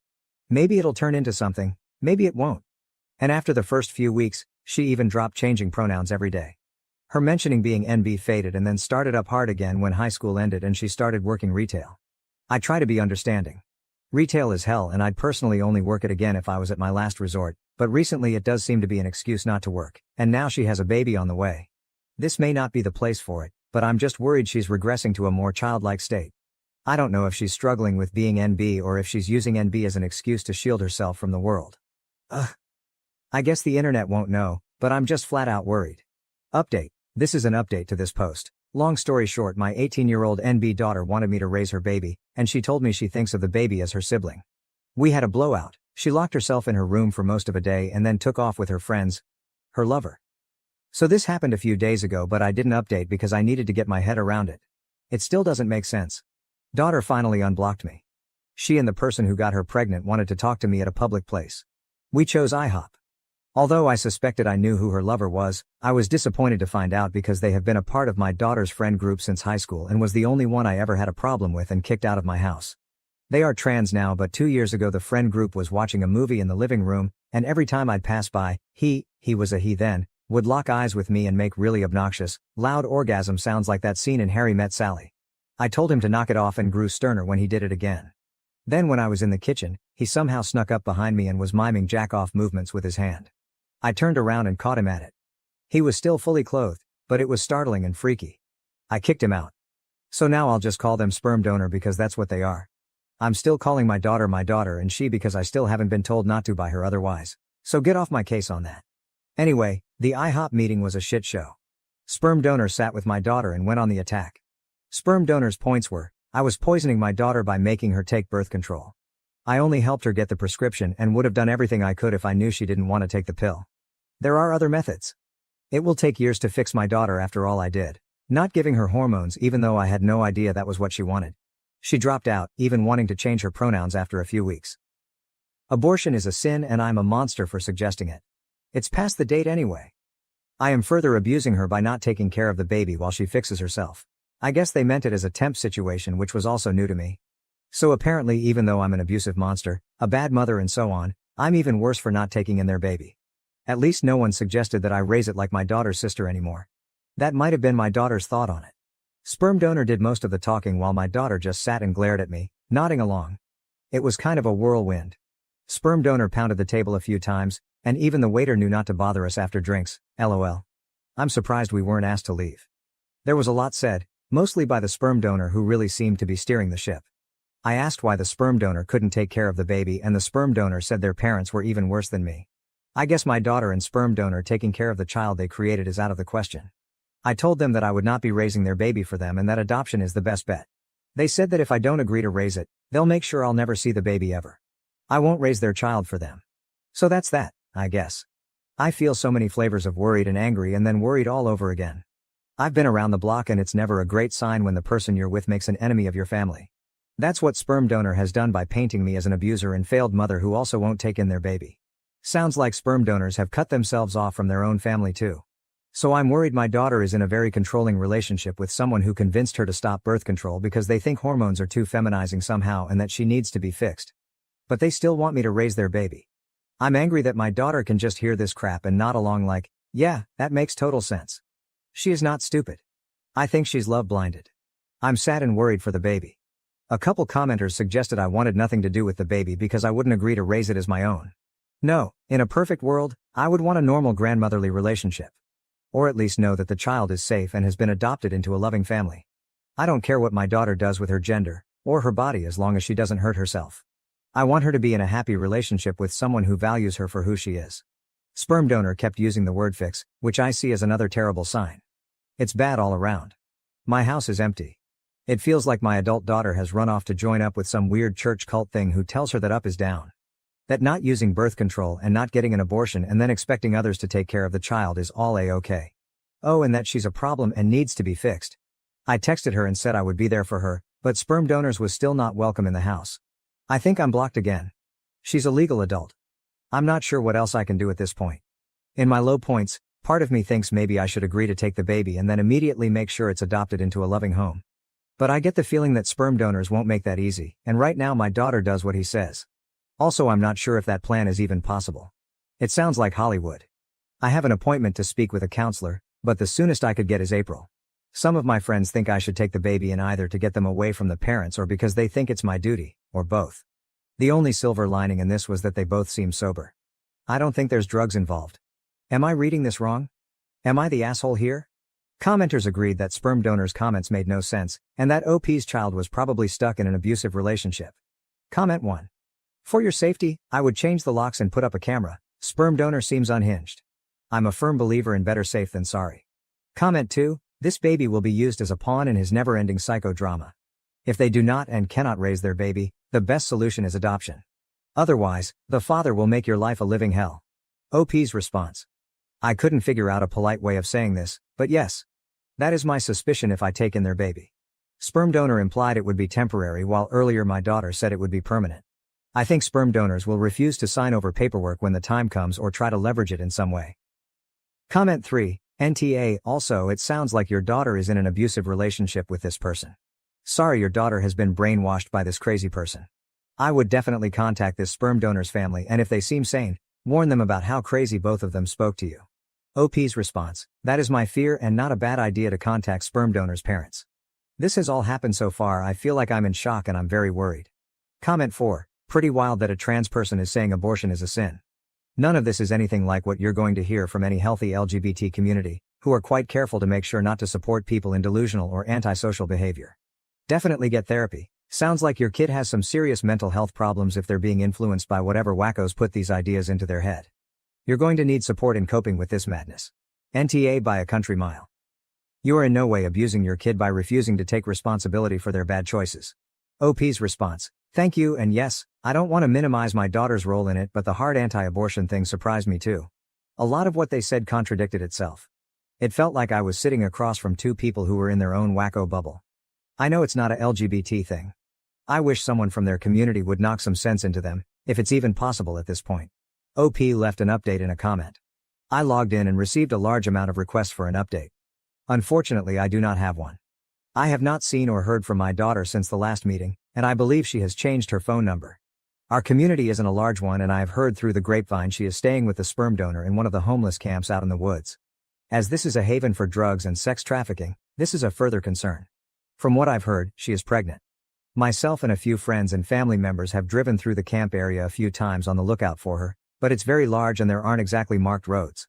Also recently other people have been shot at while walking their dogs around there, or riding ATVs, so every time we go it's a risk. So that's it. I'm stuck hoping she's safe and under some kind of shelter. There are a lot of plywood houses and broken down RVs out there, and waiting to hear news when she has the baby. Yes, CPS and the local police are aware of my concerns.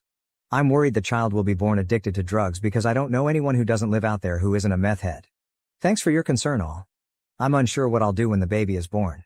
I might have to take in the baby after all just to make sure it doesn't live in that camp, and it may make me an asshole, but I am not looking forward to the hard work and drama that will come with it. New update. I posted another update in the comments a while back. It's on my account. Basically my pregnant daughter shut me out of her life completely and rumor had it she was living in a homeless camp with her weirdo lover out in the woods. It's a huge place and my friends and I searched a few times but weren't able to find her. It's also dangerous because there aren't laws out there and the homeless shoot at ATV riders and hikers and send dogs after people who come too close to what they consider their territory. To be clear, I don't think my daughter was part of that group. The camp is huge and full of meth addicts, sex traffickers, and drug labs. Anyway, the full story is in my account if you care. I did contact sperm donor's parents and they have all but disowned him after very much the same disturbing behavior I outlined earlier, only geared toward their younger siblings. So that sucks. Back to the new news. All this shook out a couple weeks ago but I hesitated to post because of my own emotions and the fact I know Reddit will be all over my ass for the deep anger, shame and disappointment I have for my daughter. I came home from grocery shopping to find a strange pregnant woman at my door. That woman used to be my daughter, but had changed so much she was like a stranger. She chatters constantly so you can't get a word in, she has several small face tattoos and, forgive me for saying this, looks like she has aged 20 years. She had been living rough. She was angry I locked her out. I changed the locks after she left, and basically expected to move back into her old room with no problem, like it was just another day from back in the winter when she lived here. Of course I wasn't going to turn her away so I guess in a way she was right.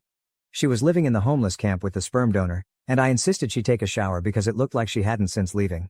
She also stank bad. She had no shame about blocking my number or what she put me through by disappearing. All she wanted to talk about was the grand fate that she and sperm donor are building. That they're building a community of new people, and she went on and on and on without mentioning the baby once. I don't know how anyone can stand them, but sperm donor has multiple partners and my daughter is one of them and is perfectly happy being his broodmare. The broodmare is my verbiage. Hers is much more Royal. Frankly, based on what she overshared, sperm donor seems like a complete sex fiend. Finally I broke in and asked and she said she had been to the doctor regularly. That was a lie, found out later, and all is well with the baby. At this point I knew she had to be on drugs. If she was awake, she was talking, and none of what she said had an end or a point. Also, a lot was from Crazy Town. What I got from her was that, again, she and several other ladies, and men, somehow, were to carry the next generation of new people. Yes, the men. Yes, biological men. Sperm donor was sort of the middle of the wheel with the spokes, was how she described it. I've met him before and I'm surprised he was able to get one girlfriend, much less whatever grouping is going on now. Anyway, sometimes she said she wanted to keep the baby, though she wouldn't tell me a plan to take care of and house it. I think she expected to stay with me, and sometimes she wanted to adopt it out, but not for the good of the baby but to spread the new people. This part is going to upset the internet, but the new people are apparently without gender expectations, and that was why she didn't know the baby's gender yet. Oh yeah, and also some of the wheel, her group, were empathic and they could communicate their feelings through the other world. As a houseguest, she was the absolute worst. It was like she had gone feral out in the camp and cleaned up after herself to the point where she mostly did not even flush the toilet after using it. She ate everything, which was to be expected, but never cleaned up after herself and kept asking is too mild of a word, she demanded, for me to take her out to restaurants. I did it a couple of times because I missed her and was trying to make a connection, but then once afterward took her to the store to get baby supplies, and she was weirdly detached. Sort of picked up the first thing she saw on the shelf, and all the while it was yak about her true family of new people and their grand fate. Anyway, I finally told her that she expected the baby in mid-July, which put her outside the time frame she originally gave me. I had it on my calendar. I was obsessed with the possible due date because I didn't know if she would find a baby on my doorstep or what. And yes, she was under the care of a doctor. Both lies. Getting her to focus on one subject was impossible. She would only stop talking long enough to take a breath and only listen long enough to you to stop for your own before she'd launch into a new thing, usually around sperm donor, who she loved but was nowhere in sight and was chilling back at the camp with the rest of his breeding stock, or whatever. Basically I was waiting for her to come down off whatever high she was on, when she went into full-blown labor. It was a complete shit show. She was having pains but her water hadn't broken yet. At the hospital it came out that she had not been to the doctor once for the baby. There are programs in our state that cover pregnancies. So that put her at high risk, so she was admitted immediately. That's when the switch flipped and she became hateful towards nurses and doctors. She said the worst things and they were absolute saints in return. She also had delusions of grandeur and told them she was their queen and accused them of trying to punish her. It was so wild, I can't even describe the monster she became. So hateful. Racist, vicious, and the worst things you can say to people, she said them. She wasn't in hard labor yet, so it wasn't entirely the pain.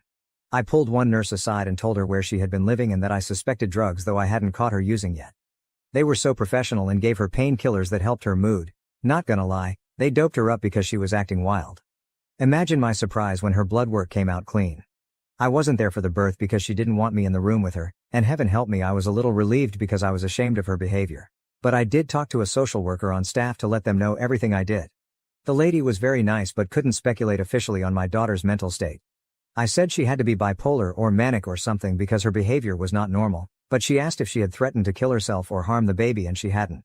They can't step in until there's a threat. Miraculously, the child was born at a good weight and healthy, and not addicted. I don't want to give too much info on them because the internet is forever and one day they may search for their own past. My daughter lucked out big time and had a normal delivery as things went. She didn't give sperm donor's name out as the father, though I did to the social worker. They can't put the birth certificate on my word. She got up and left her baby that evening without officially checking out. Without saying goodbye to me or her newborn. Because the hospital is a safe surrender point, she won't be charged for abandonment. CPS asked if I wanted to take the child, and though it tore me up, I said no. There are a lot of reasons for why. A big one is I don't want to be held hostage to my daughter's whims, and especially sperm donor. I don't want to be on the hook for more children who are likely to come. Also, look at my daughter.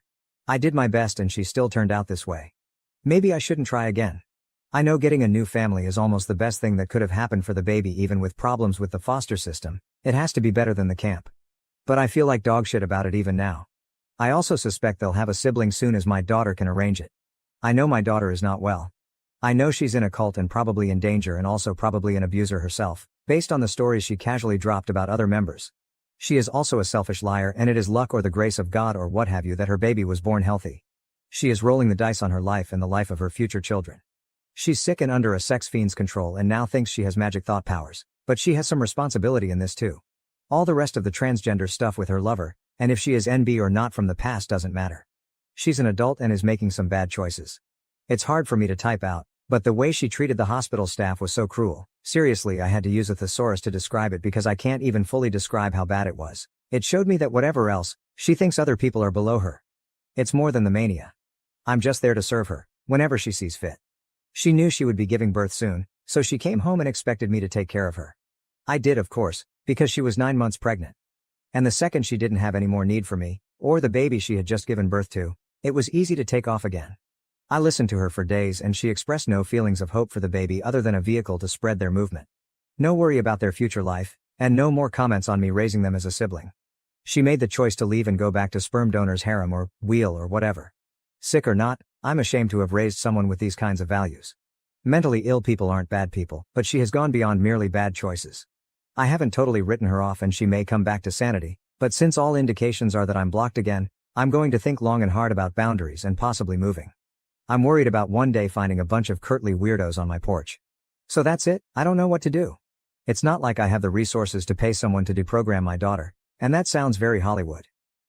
I need a realistic goal. It's more than just a cult. She needs a checkup from the neck up and I don't have the legal standing to do anything. At least the baby is safe. That's the one bright spot. Thoughts are welcome and, forgive me, any realistic suggestions, or just tell me if I'm way off base and I'm the asshole here. This has been a hell of a year and such a spiral. A year ago I had a somewhat of a slacker teenager under my roof. Now all of this. My parents favored my younger brother over me. They even chose to attend his game instead of coming to my wedding. Buckle up guys, this will be kinda long. So I, 27, have a younger brother, Mike, 21. He is the definition of a man-child and a mama's boy, always complaining, always expecting others to bow to him. Just overall, an asshole. Ever since he was born, my parents fussed over him for everything. He's not special needs, or had a traumatic birth or anything of the sort. He was just, born. And my parents completely discarded me. My mom, 5, especially. She went from a loving mother to one of those boy moms that people make fun of on the internet. My father, 50, still showed me love and support, but he's always been too much of a coward to stand up to my mother and let me win at least once. The only one who stood for me was my grandpa, 76, who always called my parents out on their bullshit, and never liked my brother. I remind him of his late wife, my grandma, and we have a very special bond, but he lives on the other side of the country and I could never see him often. Mike knows our mom prefers him, and loves to shove it in my face. Because of this and his behavior, we've always been at odds. He's spoiled, a brat and an awful human. I can't remember how many times I ended up in trouble for things I did better than him or for things he framed me with. His only talent is his football skills. He won a scholarship to a nice college out of state. My parents didn't spend a dime on my education because apparently my fund had been used to cover expenses after a fire, just for me to discover years later that money was given to Mike to buy a car and a house. It's at a public university that I met Lucas. He was the first person I was really drawn to there. Of course I met new people who are now my dearest friends, and thanks to them and Lucas, who was my best friend for years before we got together, I managed to move out of my parents' house. Now both Lucas and I are well known in our fields and have very good salaries. Now, to the main issue. Lucas proposed to me a year ago. We're very private people, so we didn't post it on social media or anything, and when I told my parents they dismissed it with a "that's nice." I'm starting to think they downright didn't listen to me at all. We decided that we wanted a nice but simple ceremony and reception with our friends and relatives. Lucas convinced me to invite my parents and brother, but they never responded to the invite. And whenever I went to visit and began to talk about my wedding, without mentioning it was a wedding, my mom would always speak over me and about my brother's accomplishments and wild adventures. At one point I got fed up with it and interrupted my mom to tell her that there was an event I was planning to organize, whose date was unmovable. She told me that they couldn't attend, because my brother was playing the last game of the season that very same day, and wanted them to be there. Of course, this favoritism didn't surprise me. They missed my ballets, shows and both my high school and university graduation for things about him. At this point, I wanted to be petty. I told both my parents that it wasn't a problem to miss this event, purposely omitted the fact that this event was my wedding, and didn't insist further. Flash forward to a few weeks ago, I got married. It was perfect.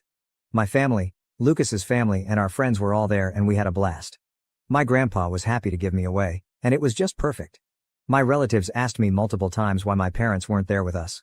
I was honest and simply said they had my brother's game to attend, and couldn't come.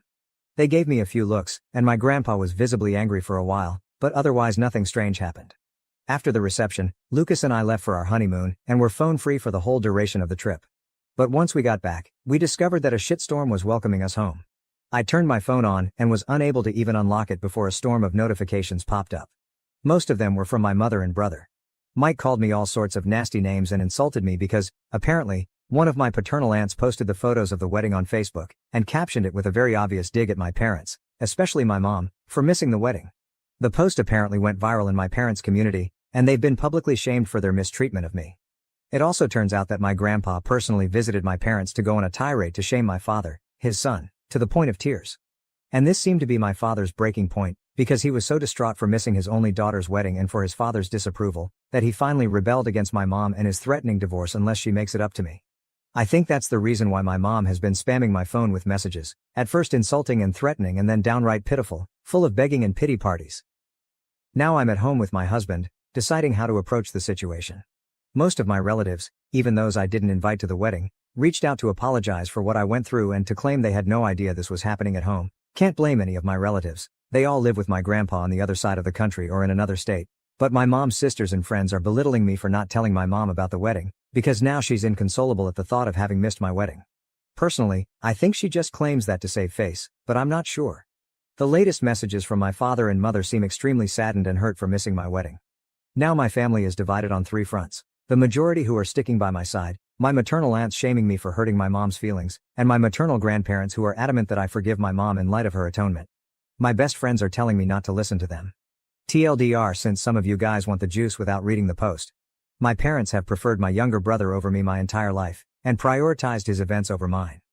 I got engaged and told everyone, but was dismissed.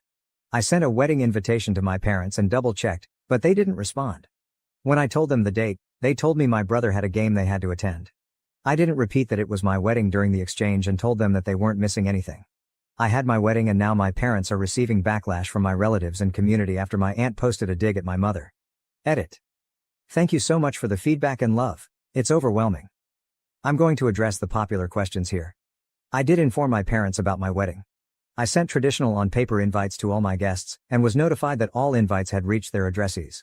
I did not receive any answer from my parents and Mike, a few very distant relatives, and some people on Lucas's side. I did reach out to all of them through a message to double-check, and those who hadn't replied told me they couldn't come. I asked my parents and brother via text, but they didn't respond. I was left to read. Knowing them and given all the things I had to plan, I didn't bother insisting.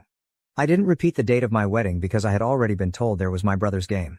Plus, every time I insisted on highlighting my celebrations to get an answer, I was always told that it wasn't that important and to not be pissy and a bother.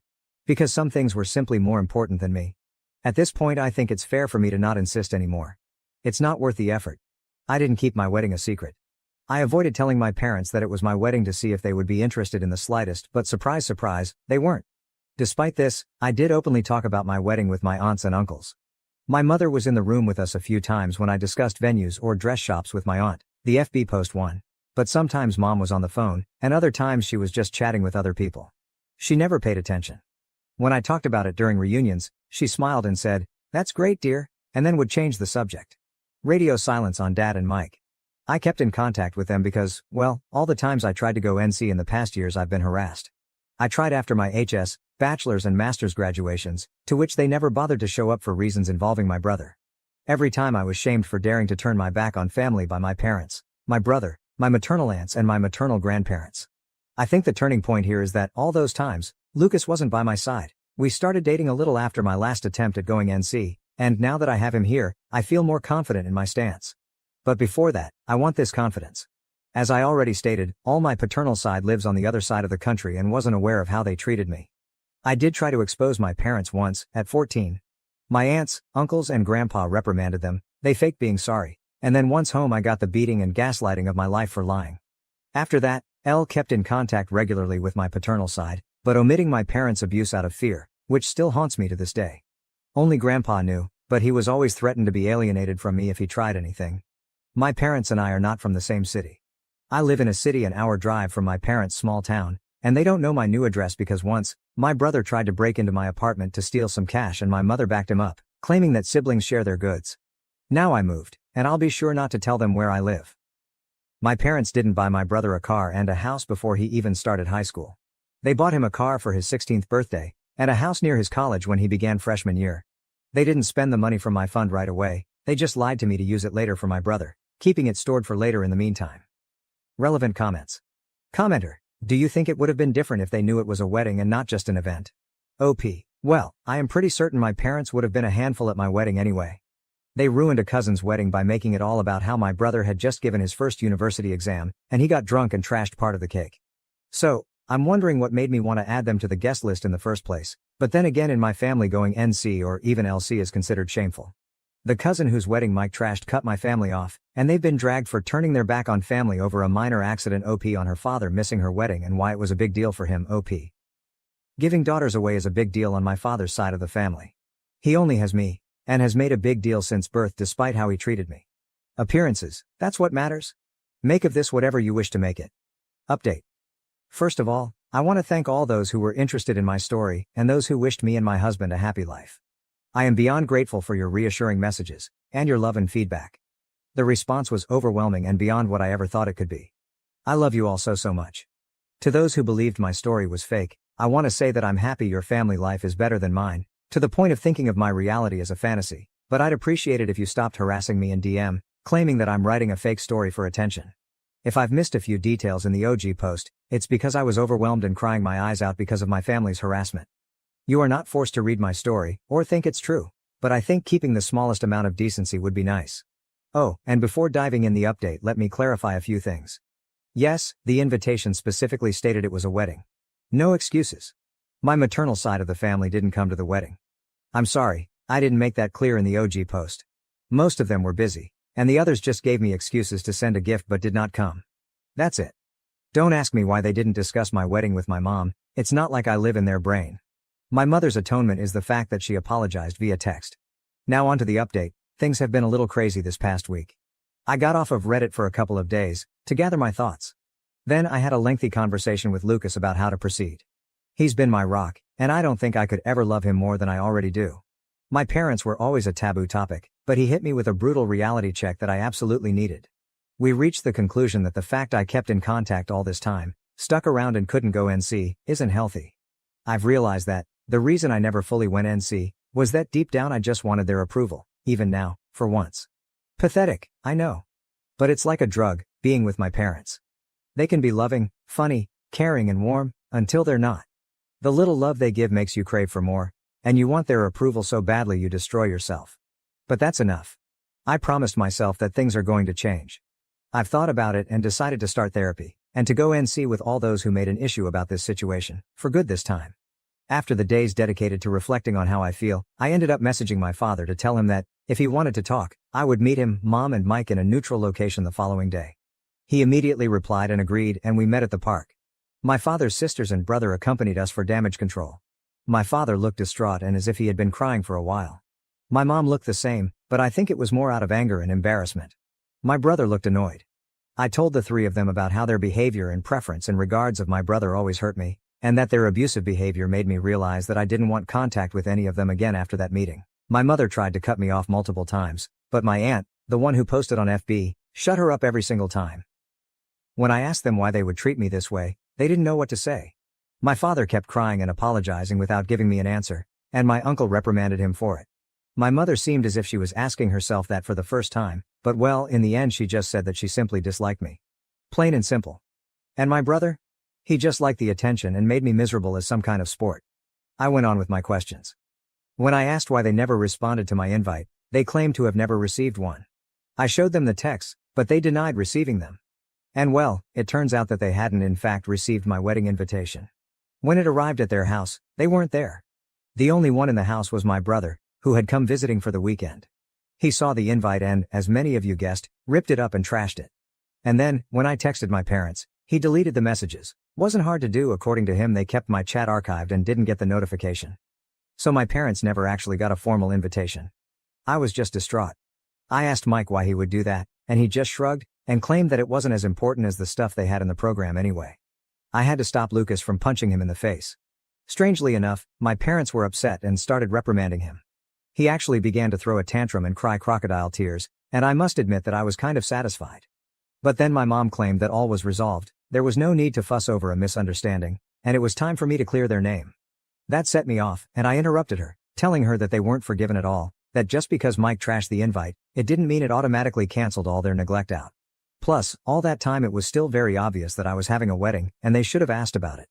You want to know my mother's response? She said something along the lines of, "I did hear you talking about a wedding of yours, but I just thought you were being delusional." And seeking my attention with exaggerated scenarios. She was convinced Lucas didn't actually like me, nor would ever marry me. When I tell you I was about to trash her face, do you believe me? Another thing came up. It turns out that my brother didn't have a football game to go to at all.